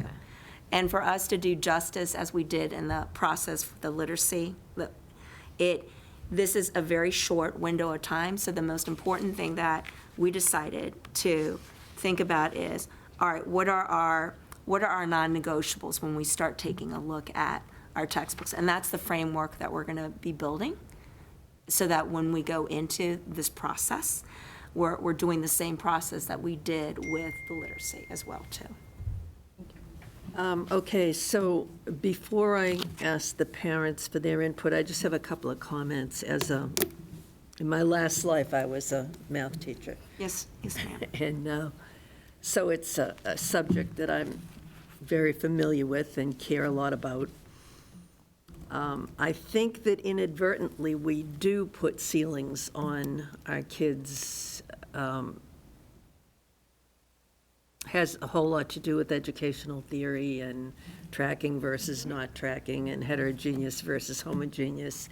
And yet, we try to do the best we can, but we do end up putting ceilings on the kids. And I'm glad to see that you're trying to avoid that in this process. I spoke to a mother the other day who's frustrated because her second grade child can do easily fourth grade math and the kid's bored. So that's something that, we think about other countries and how far ahead they are, and, why are we holding our kids back? Or is there a way that we could allow them to not be held back and to speed up according to their own abilities? And I think that's sort of a question for another time. I'm very glad to see the work progressing on putting algebra in the 8th grade. I'm a little frustrated that it can't be fully adopted sooner. When you talk about teaching the principles of algebra, that's kind of like, well, we'll cover all the topics, and then if the kids can handle it, they can do geometry, but they don't get a full Algebra 1 program. No, may I respond to that? Yeah. They are, but it's going to be integrated with grade 8 standards. Integrated or half a year and half a year? No, not at all. The way we're writing it, because one of the things we said as a non-negotiable is it cannot be grade 8 standards and half of Algebra 1. So when we talk about, that was the whole discussion about that it's the standards. So Good. whatever the Algebra 1 standards, this course is going to be using grade 8, they're going to cover the grade 8 standards and cover all of Algebra 1 standards. We had talked about, could we actually do a grade 8 in just Algebra 1? But when you look at this, our grade 7 students this year would not have gotten, some people call it pre-algebra, would not have gotten any they would have had to skip what they learned in grade 7 and then have to either through a tutorial or something do the grade 8 standards by themselves, and that's not fair for kids. Okay. And that's why it's, I don't know what, we can call it whatever, but it is an Algebra 1 course, but it happens to have grade 8 standards in it. Okay. An Algebra 1 course does not have grade 8 standards. That's the difference. It has only Algebra 1 standards. But to make that jump and then put it back on kids isn't fair. So I don't know what we name it whatever we want to, but it is an Algebra 1. It's about all you can manage. Jeremy, you have a question? Yeah, I may have missed this, and apologies if I did. It's 2:30 in the morning here. I just did have a question on how we're bridging the gap from the 8th to the 9th grade. If you could just touch on that a little bit more, because I don't think I fully understood, how we're going to bridge that gap. I get how we're going to introduce the subject. We're going to move them through, give them options as they progress 6th, 7th, and 8th. I didn't hear a whole lot about bridging the gap into high school and ensuring the baseline of knowledge is there.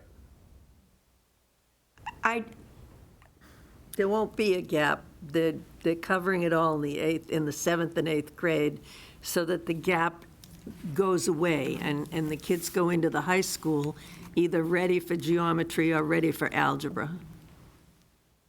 Yeah, if Dr. Chen could weigh in on that too, and then just again, what are the vector checks along the way to ensure this is happening? How are we measuring success to ensure that curriculum is actually happening and we're growing in the right direction? Well, I think one of the things that we continuously do is we take a look at not only the grades, but we also look at the assessment of the kids as well, too. And one of the things that, Jeremy, you do bring up a really great point, is that we still have some students, and this is in the works of 26, 27, that this class will come in. But we do still have to talk about those students, and that's being put into place, of those students who want to reach calculus without having to double up. Now, Kathleen Whitcomb is looking at building a course, and that course probably will be an intersection, I want to say, because other schools do it as well too, but please don't quote me on this because I'm doing this from memory, is probably going to be like an Algebra 2 pre-cal, because other schools do that. That will fulfill the space of those students who didn't have this catch-up, if I'm making sense. And that will be put into place in 26, 27. But the goal really is to ensure that we try and catch these students earlier than later. And since Algebra 1 is really important, and if our goal is to try and get more students not to double up if they want to go to calculus, then the best way for it, when we were taking a look at this, the best way to do the acceleration points was in grade 7 and grade 8. But we do have something that's coming into works in the 26 and 27 for those group of kids that did not get this opportunity, who do not want to double up, because that's one of the things that we needed to address with this gap. Okay. if we've covered the comment. committee, I'd really like to give the parents that are here a chance. They've waited since 7 o'clock. And it may not be that you want to comment directly upon what we're talking about, but I know you want to talk about math. So if you'd like to come up and introduce yourselves one at a time or all together, however you want to do it.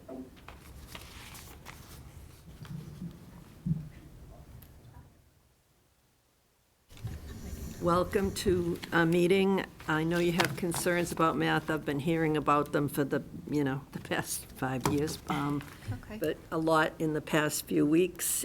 So just introduce yourself and explain what your concerns are. Eileen Conti. I've spoken to Dr. Chen. She's been very nice calling me back and kind of just filling me in on what's going on. And I do think this sounds like a great plan, the pathways. Unfortunately, for now, the kids that are currently in algebra, and algebra specifically honors or geometry honors, they're suffering from those gaps now. And this is kind of going to take a while. So I think that the kids going into 6th grade, 7th grade, those kids, they're going to benefit from this, right? But there are some holes here that we kind of need to fill in. So my question is, has there been any discussion or maybe before the budget, the departments begin, doing their budgets, will there be any funds kind of set aside for strengthening the Tier 1 right now? Most of the time the answers are, well, they can go to flex block. That doesn't seem to be closing some of the gaps. And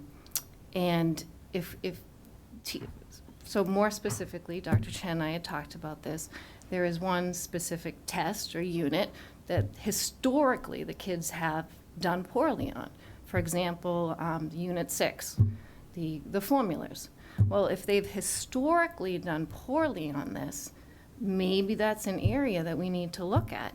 Do we need to get resources, more academic support? Look at, like we talked about, more of the exit tickets, daily assessments, rather than have these kids be assessed on these huge unit tests that account for 75% of their grade, and then they do end up doing poorly on that, and then instead of the teachers kind of look, maybe some do. I'm just looking at what I see and what I've been hearing. Looking at the exit tickets and creating Tier 1, Tier 2 groups to focus in on those areas. So maybe the teachers, maybe it's big ideas, enough resources for them. I think parents would like to see a textbook instead of Google Slides. I feel like, and I don't know if the teachers, I can't speak for them, but it sounds like, they are going by the UBD model. I understand that model. Having the teachers create the lessons and create the test doesn't seem like the best. I feel like they might need more support. And what some of the parents, I think, are upset about is what's being taught in class sometimes doesn't often match up with what's on the test. Now, I don't know how that's happening. Maybe they need to be a little more assessed, like I said, during the day on the lessons to figure out where we need to hone in on those holes. So maybe the iReady data can show you that. I'd love to see that data, or be involved in what other resources. I know there's a textbook being adopted for the middle school, but what are we going to do now? So that's kind of because our kids that are in it now are the ones struggling. And some of them have had to, move classes, and again, I'm not speaking for everybody, but there is a handful. So I just was hoping that, and parents, I think, would like to become more involved. I know I would, like you said, the literacy textbooks, or parents get their hands on that, what is available for them, and maybe communicate more with parents. Maybe a survey needs to go home to parents, like, what are the weaknesses? What do you think, would help you, or what are your child struggling with? Something like that, and then we can gather information. Just trying to figure out a solution. So, there's my 2 cents. Would you like to speak as well? Sure. My name's Julie Page. My daughter Brooklyn is in 11th grade, and she did the double up program sophomore year. So she did the 2 maths. She was placed in honors pre-calc, and I'm paying $500 a month for a tutor. The tutor, she's fantastic. The tutor is like, none of this makes any sense. And then she gets to the test, and she has a D in the class. She's in all other AP classes, and she has a D. This is her, she cries about it every day, because she's worked so hard for that over 4.0 GPA for college. I'm a solo parent. I'm a widow. I don't have $500, but I do it because I'll do anything to help my children's education. But when the kids are putting the answers into AI, they're not getting the answers that the teachers are giving them. So my daughter's doing the answers, and she's putting the other answer below, and the teacher's like, why are you doing that? And she's like, oh, I don't want to be mean, but that's not the answer I'm getting, or that's not the answer I'm getting with my tutor. Her tutor can't even go over her tests, because we can't even have access to those tests. So I guess if anyone's on the network, this is a constant complaint that, and I think there's 7 kids in her honors pre-calc class. She tried to change out of the class. They were like, it's too late. The kids are really frustrated. And as parents, we will do anything to help our kids. But I don't, when she's meeting with her tutor, I do tutor every Monday.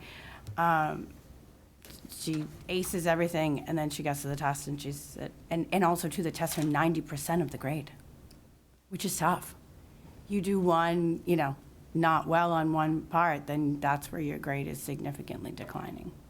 And I also have a middle schooler coming up, and I love the plan of what you're doing there. But I don't think my daughter wasn't prepared for pre-calc. She was, that's where they placed her. That's where they recommended she went. So I don't necessarily feel like she wasn't prepared.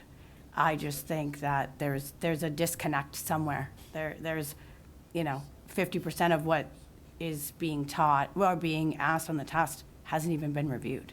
And I understand it's an honors class and maybe there's higher expectations, but if the kids haven't been taught it, it's very difficult to, so they have the study guide, so she goes over the study guide with the tutor on Mondays, but half of that stuff isn't on the test.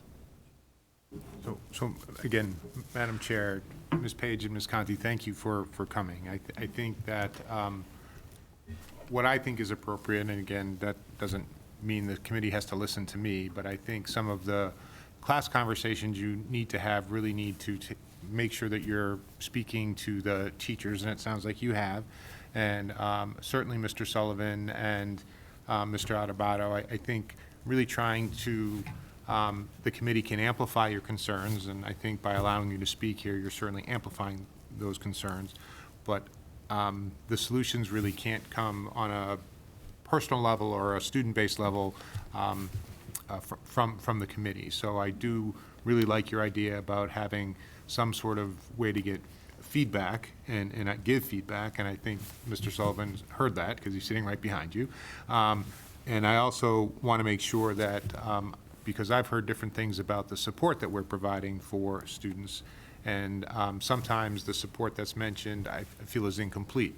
Doesn't mean that the support's going to work for everyone. Again, I'm certainly recognizing that you're providing some personal tutoring, and again, that can't be the model for every parent or every family. I understand that.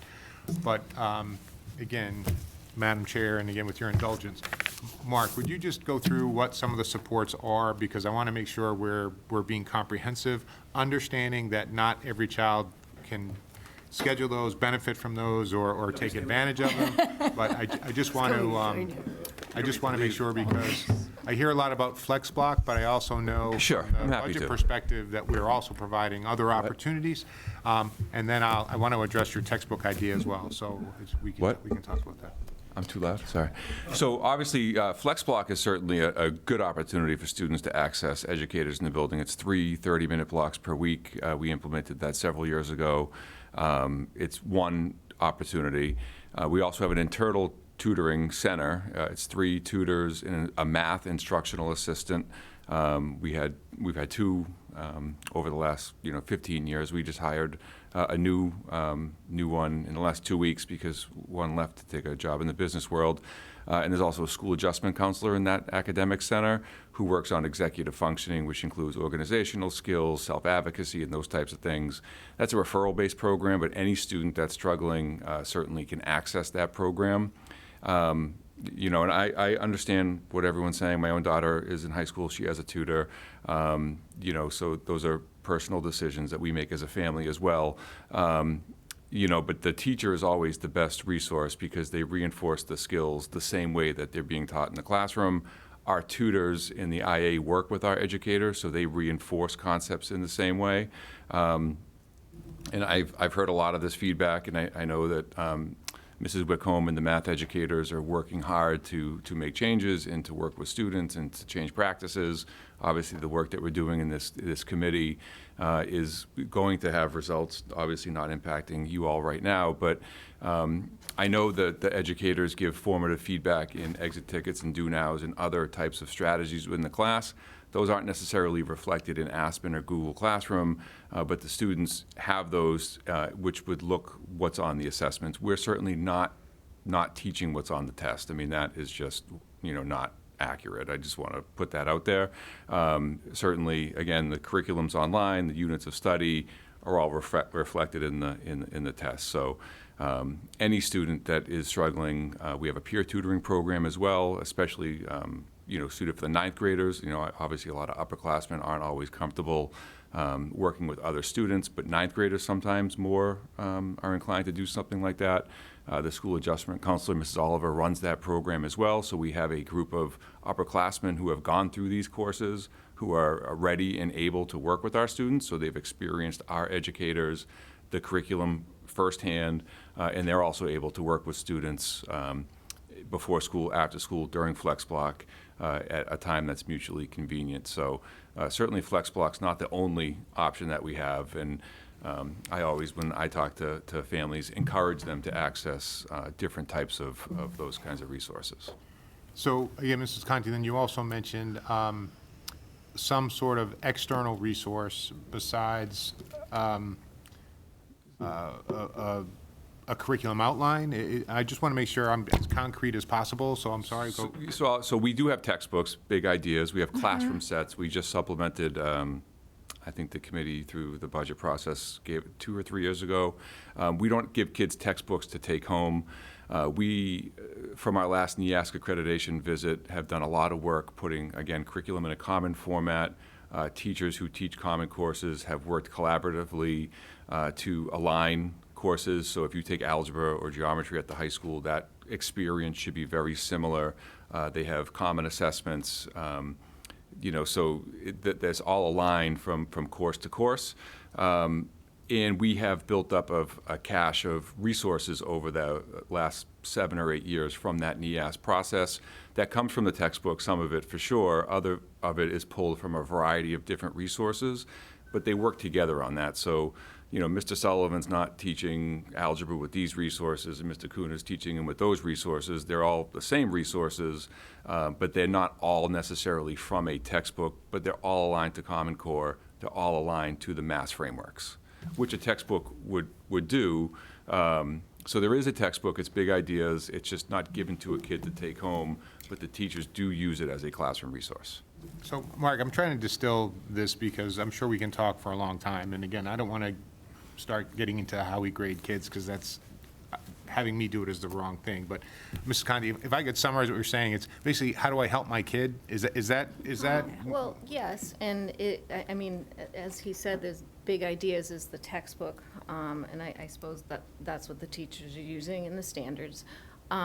But is that even like, is the textbook even online for the kids to access? So all the resources are typically through Google Classroom that the students have. So they certainly, if they needed to access the textbook, they could ask the teacher to borrow it or use it in the classroom, I guess. Or if it was beneficial for a kid to have it. I'm not sure, like, physically taking the textbook home would change the resource that they need that's being given to them, either through paper or on Classroom. But I'd have to look into that a little bit Yeah, so more. that I don't have the something- answer off the top might of be my head. something to look into, and then the assessments, some of them, I'm assuming, would be helpful, and I thought we were sending, again, I don't know, Mark, and I don't want to weigh into this too much, but I thought some of the assessments were going home. So we got that feedback last year, and they will send the test home, not the mid-year or the final. And I think that's, test integrity, I'm okay with that. But the test will go home once all the kids have completed them. So if there's an outstanding student in the class that hasn't finished it, they won't send it home. But once all the students have finished it, they will send it home with the kid. We changed that practice this year. Okay, we have, go ahead, Catherine wants to make a well, it comment, just and I is have some aligned with comments. Mrs. exactly Conti what said you she's all were received talking them, about. so that's good to hear that it's happening. We know. So my concern, again, is if somebody is doing well on the quizzes, right, as you mentioned your daughter was, and whatever, I don't know, pre-tests are going on between. Class participation. Right. But the point is that if you're not doing well on that last test, on, let's say, the unit, there's some disconnect. So my question is, who's writing the test, right? Is every teacher using the same exam for all the students, whoever the teacher is that teacher the one who's creating the exam? Because I, again, personally had an experience in college where I aced every single quiz, every single test, and we had our midterm, and it wasn't just me. There was a whole group of students that did horribly on the midterm.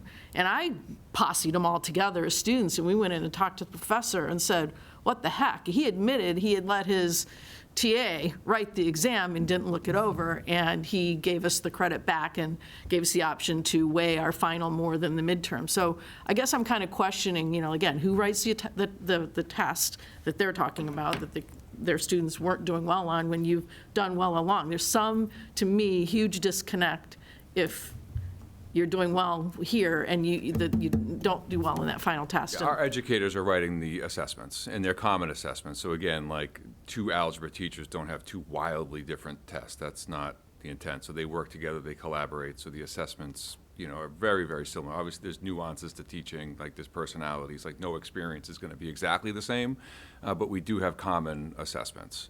So there's a common test given.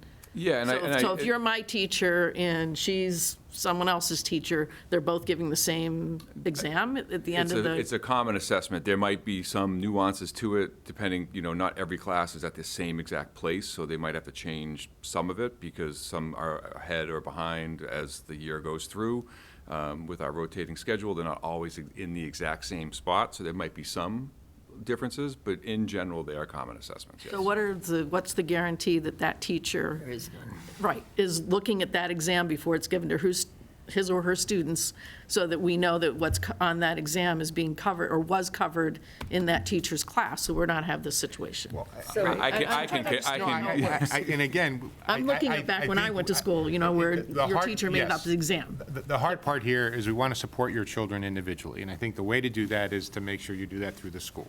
I think if we're talking about sort of assessment practices, we would need more data to do that as a committee. So again, Ms. Bond, what I would say is we would need to look at class average score, and that's not going to help these two individuals. So again, I don't want to sort of have those two conversations, and I'm going to discourage the committee to get into sort of grading policy, because I think we need to work that out. I think you have Mr. Sullivan's attention. I think we will work that through. But to answer your question, we would need to look at those assessments and see how we are doing sort of globally. If the averages are sort of not reflective, again, we can find problems there, and we can certainly address that, and we can share that. But again, I don't want to discount your concern, so please understand that. No. I'm just trying to make sure that the solutions take place where the solutions need to take place, and I think we Okay. need But to try to do that. But Eric, my We point have is other that people. if we don't evaluate what I just talked about, and fix it, they potentially wouldn't need to pay for a tutor or even approach for help if we fix that other problem first. Okay. That's where I'm coming from. All right, time out. Melissa, you wanted to say I something just want to say quickly? something quickly, that this is not the first time we've heard this exact, very specific feedback. Yep. I hear it from many parents in many grades, and it's not tied to the, when you take algebra. These students are being placed by this school, by these placement tests in these classes, and then are utterly failing. So I think it just needs to be addressed. Again, it's not going to be addressed in this room right now with specifics, but I need it to be addressed because we've been hearing this for at least a year. I heard it last year as well, that these students are not in the course of the course that they've been placed in, not because they took algebra in 5th grade or whatever. They're not being supported in these classes. So I do think more needs to be looked at, not here tonight, but overall in how we're grading, how we're assessing, and how we're standardizing between the classes. Megan? I agree with what Melissa said. She took a lot of what I had to say. I think that we need to be offering students the opportunity to bring textbooks home too. We need to be offering students and their parents and their tutors that you're paying a lot of money for, all of the resources that we have available to help them be successful. And if whatever's on the Google Slides isn't what they need, then they need the textbook. And that's just how it is. And we need to be making that investment to provide that. I don't understand why tests aren't going home, and I think Tests I are guess going home. They are going they are. home. I guess they're going home, but not a midterm or final. So Right. my question is: are parents and families being invited in to then come in and look at the tests? If they're not getting their midterm or their final, are they invited in to look at the test? Yeah, they're always invited, and before this practice change, we had families that came in last year to look at some of them. So that has happened already. Okay. Well, I think that needs to be made more widely known too. If families are not being offered, they don't know that they have the opportunity to come in and inspect something that has affects their students' grade. Okay, I just have a few comments. Some children, students, high school kids, need a textbook to learn. I couldn't do any classwork when I was in high school. I'm a math major, right? I had to have a textbook, and I would learn from that textbook. That was my learning style. If you give me papers on a screen in a Google Classroom, it's Greek. When you have the same assessment and different teachers, you have no way of knowing whether this teacher has taught what's on the test and this teacher has taught what's on the test. I think the bottom line with all of this is there's too much of a need for tutoring. I see it with my own kids and grandkids. They're paying tutors. They're paying hundreds of dollars a week for tutors. And the tutors in the building that you were speaking of, that's great, and to the extent that that works, I love it. But some of them may not know high-level math. How many of your tutors know calculus? So we have one math IA that is competent in the various math subjects, and then the 3 tutors have general baseline of all the math concepts. Okay, that's good. And just one thing that you said, I have to push back on. Not only have I heard it here in this room and from parents that have been contacting me a lot for the past couple of weeks, which is the only reason I am allowing this to happen in this meeting. I also know personally of a parent that had to pay a lot of money for an AP Bio tutor because what was taught in the class was not what was on the test.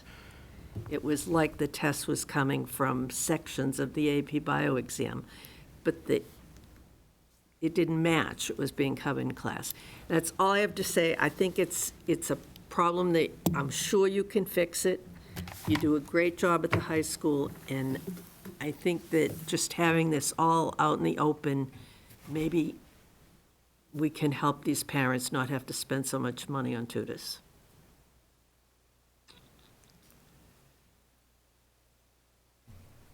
We done? Everybody okay? One comment, Madam Chair. Oh, Jeremy, go ahead. I guess, to put this in the sphere of influence of the school committee and, let us affect some change, I would ask for a recommendation, be it from Principal Sullivan, Dr. Conti. Is it a resource challenge? Is it a program delivery challenge? And then give us that determination, a couple of courses of action to rectify that, and then we can move forward to kind of solve this problem, because I don't want to be back here next year at the same time hearing this. Okay, thank you. I hope that we're able to fill the void for you, and thank you for being Yes, comfortable in it wasn't so public. much I wanted to talk about the grading policy, it was really how do we strengthen the tier one? Because then we wouldn't need all these tutors, or so many kids go in a flex box. What do we need kind of to strengthen what the kids are suffering with now or struggling with? So I think that's something maybe we should take a look at. Maybe Mr. Sullivan and Dr. Conti can work together to come up with some suggestions for how we can make it better. And I know the math educators are working really hard to make changes. This is I'm not, sure. this is not lost on. We have some wonderful math teachers. Yes, we do, and they're working extremely hard. And again, I will get more information if you need it, but we're certainly not. I just want to reinforce not teaching things that are on exams and assessing kids. I can look into the bio. It's the first I'm hearing about it, but I will look into that as well. There's a disconnect. Sure. And my First I'm phone's hearing been about that, going but off, I will look into it. telling me as such. Sure. Thank you. Thank you. Thank you. Thank Thank you. you for coming. All right, sorry about the, Do I have to take literacy? no, you do not, thank you. Lisa, would you like to pick up where you left off? Yes, ma'am. All right. Mr. Bob Kuna, if you don't mind.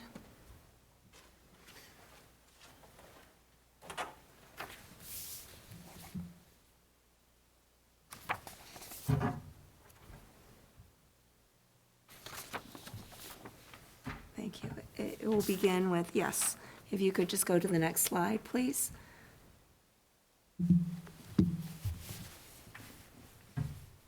Next slide, please. So we always begin, I think, with these committees, because I think the belief system is very important, because one of the things that our committee will say is that if it is contrary to the beliefs, the data are contrary to the belief, then we're not headed in the right direction. So this committee came up with beliefs as well, too, that every BPS student has the right to learn to read, every BPS student deserves to learn to read, and every BPS student wants to learn to read. Next, please. So our goal as a committee is to ensure that all BPS students received aligned and effective grade level Tier 1 English instruction through the implementation of high-quality curricular materials. Next, please. And so, next, please. So where it is at this point in time is we're on number 4. We're in the pathway of soliciting and reviewing stakeholder feedback to make a decision. And one of the things that we realized as we're going through this is the importance of these site visits. So we have gone back and taken a look at our timeline, and we've pushed it back a little bit further, but in such a way that it is not going to stop the process, but allow us the time to do these site visits. So these are this is what's been going on. Next slide, please. So as you can see, from December 11th to January 21st, we're soliciting committee and family input on the 2 programs. On December 12th, we had Wit and Wisdom and Amplify EL representatives meet with the MS teachers to demonstrate lessons and hold a Q&A. From January 6th to January 10th, again, we had the representatives at the elementary schools to share materials and to meet with the teachers. Next, please. On January 20th, which is going to be this Saturday, and this is really exciting, and I want to thank also Mrs. Carrie Lamprey. We're going to be having an LPAC meeting to review the curriculum with parents. From January 22nd to February 11th, we have some site visits that are coming up for CKLA for Bedford, Hamilton, and Wentham.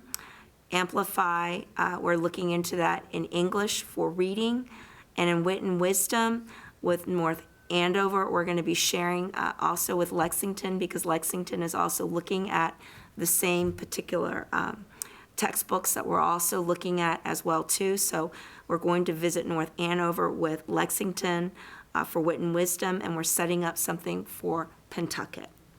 And then on February 11th, the Literacy Task Force is going to come together again to review the feedback and select the curriculum program.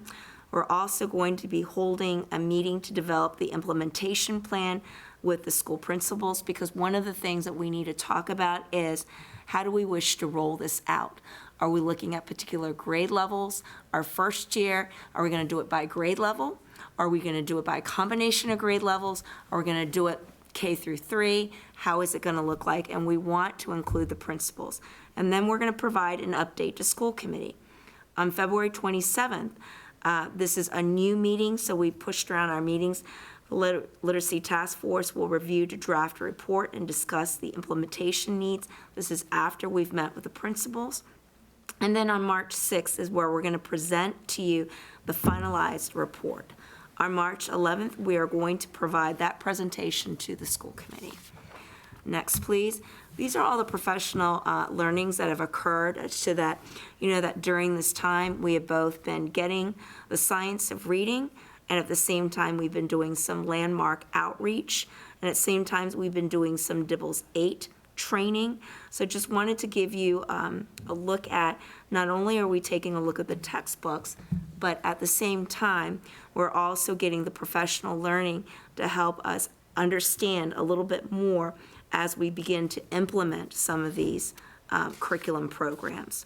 The next slide, please. It's coming. It's a nice pause for me.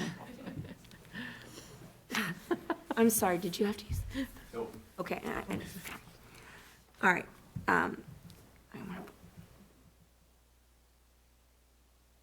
Yes, we are on the right side. And then again, as you can see, we trained all of the elementary teachers in the DIBELS 8 so we could have the consistent language. And then on December 12th, we again met with the DIBELS 8 training, had it for the English middle school teachers, secondary special education, and the L teachers with Dr. Gail Lovett. On January 2nd, as I talked about, we did an iReady report training K through 10. We had Tier 1 instruction with Dr. John Almerode. We're continuing on because reading and writing go hand in hand. We've been looking at the Writing Revolutionary book study. Next slide, please.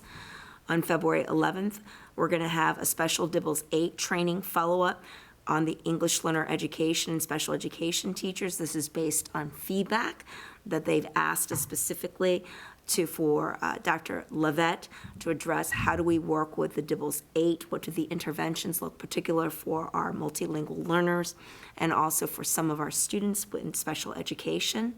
On February 11th, we're going to have a literacy task force with Dr. Gail Lovett. And then while this has been going on, we've been working on resources to provide for all of our teachers and putting together a website, and we've been going over that website with them. And while this has also been going on, Dr. Bonnie Nichols has been meeting with a reading specialist to collaborate and update resources and protocol. And they've also been meeting with consultation meetings with Dr. Gail Lovett. And so the next slide, please. Again, as we're talking about this implementation plan, we're going to be talking about the bands and how do we want to do this. An example might be, I'm just giving you this as an example, that, and this is not the way we're necessarily going to do it, but this is just some of the examples that have been floating around in the heads. Year 1, for instance, do we want to do grades 2 and 3?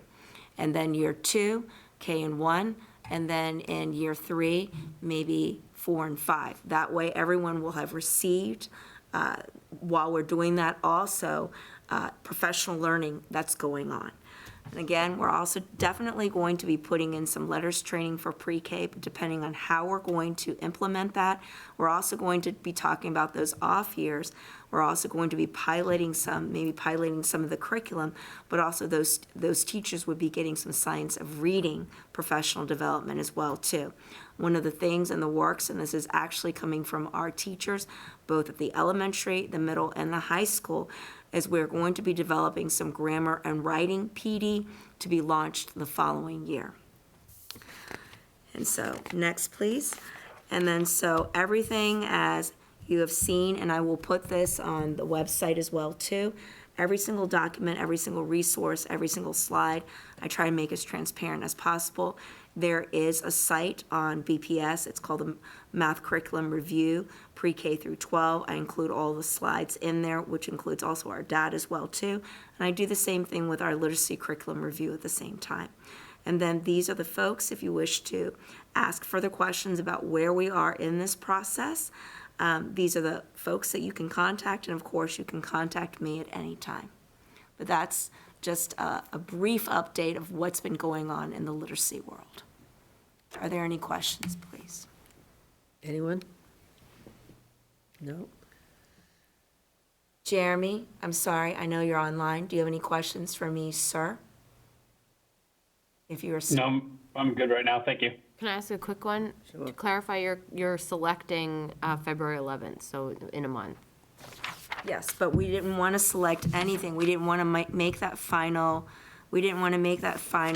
decision without first doing the site visits. And we had to push that forward. And what happened is that we found out that, believe it or not, like, I don't know, like, some of the Lexington and other districts, they're choosing the same ones as, so it's kind of like a fight. Somebody of- gotta go first. Like, Yeah. it's a fight of who can go to this site visit, you know? And so that's what we're trying to line up, all these site visits. And in all fairness, for the teachers, I don't want them to make a decision without having to go on these, to talk to the teachers that have already been working with the curriculum and ask the hard questions. What did your professional learning look like? How difficult was it? You know, I want them to ask these questions because they're going to be the ones implementing it. And only then, when they come back, then I think then we can have a really good, robust, decision on where we want to go next. Okay, if there are no other questions or comments, nice job, great presentation, Lisa, thank you. We can move on to facilities and finance. Finance report update, Nicole? Yeah, no significant changes over last month and no concerns at this time. Oh, so we're in the green? We're good. We're okay. Okay, budget schedule update? So in your packet, you should have received a draft budget calendar. It pretty much mirrors last year's schedule, just updated for this year's dates, so. Sounds good. Any questions on any of this? Melissa? Last year, I felt like we were behind a lot of other departments. Does this put us,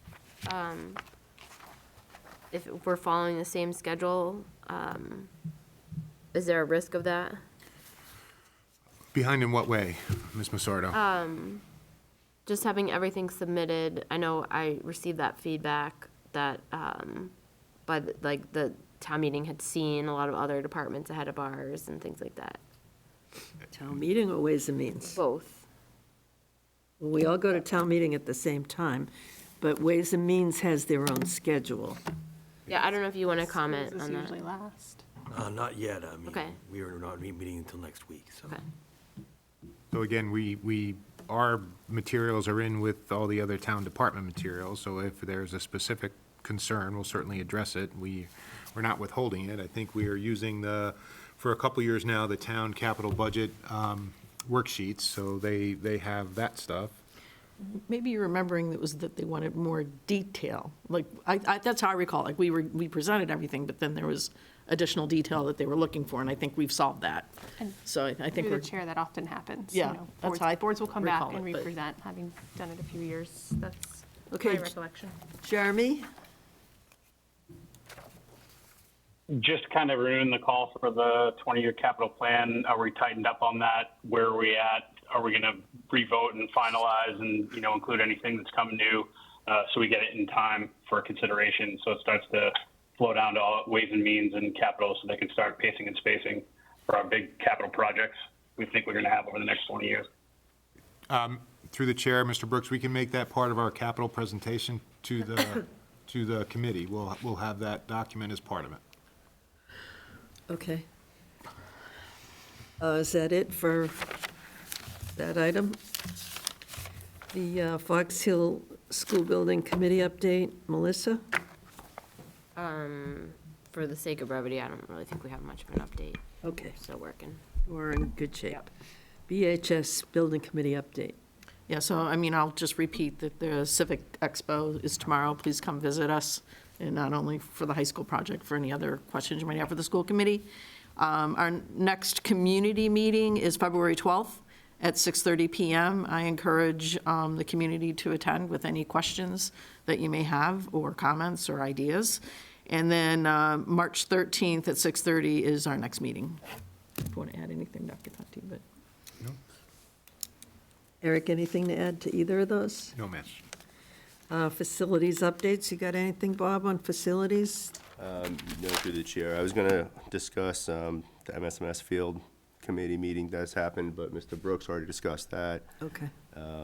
The Francis Wyman baseball field is ongoing. We should have dugouts delivered end of January. Obviously, we won't be playing on it until the springtime, but the field is definitely under construction and moving greatly through the project, but nothing major to report besides, the building projects and field projects. And anything on transportation? The only new update since our last meeting was that after our January break and our return, there was an update available to parents, and the update on the app allows full-time tracking, which was not available prior to. I know that was something that many parents had discussed, and also this committee was interested in, so that is available. Also, we gave professional development training to our clerical staff on the Go Beacon portal, which is a behind-the-scenes for administrative staff, to be able to log incident tickets, request videos, request changes to bus stops, etc. Instead of an email system, here's a whole ticket system. So that's something that they implemented for us, and we provided training for to our clerical staff. Okay, any questions for Bob? Any new or old business updates on any item? I Melissa? have one question for Dr. Conti. Do you know when we'll be getting an update on the schedule working group? When the town might get an update and when this committee might get an update? The elementary schedule? Yeah, we're meeting with teachers actually tomorrow. We're going to continue to meet with administrators. Some of it's going to depend on the curriculum that we're looking at in terms of how that needs to be implemented. So I can probably give everyone an update in February sometime is what I'm thinking. Okay. And I'm not sure of the implementation schedule. We have a lot of moving parts here, but I think the conversations have been good. Okay, I feel like if we're gonna start approving a calendar in the April timeframe, if you still think that's on the table, to get some sort of preview of the schedule out there in February makes sense. Yeah, I think so. Okay, if there's nothing else to come before the committee, we do have need for executive session. We do? Yes. We move to executive session. Okay, is there a second? Second. We have a need for executive session under Mass General Law, Chapter 30A, Section 21A, subsection 3, to discuss strategy with respect to collective bargaining if an open meeting may have a detrimental effect on the bargaining position of the school district, and the chair so declares. We will return to public session. Wait a minute. There's a little bit more. For approval of executive session minutes and a sick bank issue. We will return to public session only for purposes of adjournment. So, in other words, It's the end of the meeting. All those in favor of going into executive session, Jeremy? Aye. Catherine? Yes. Melissa? Aye. Megan? Chair Yes. votes aye, we're in executive session.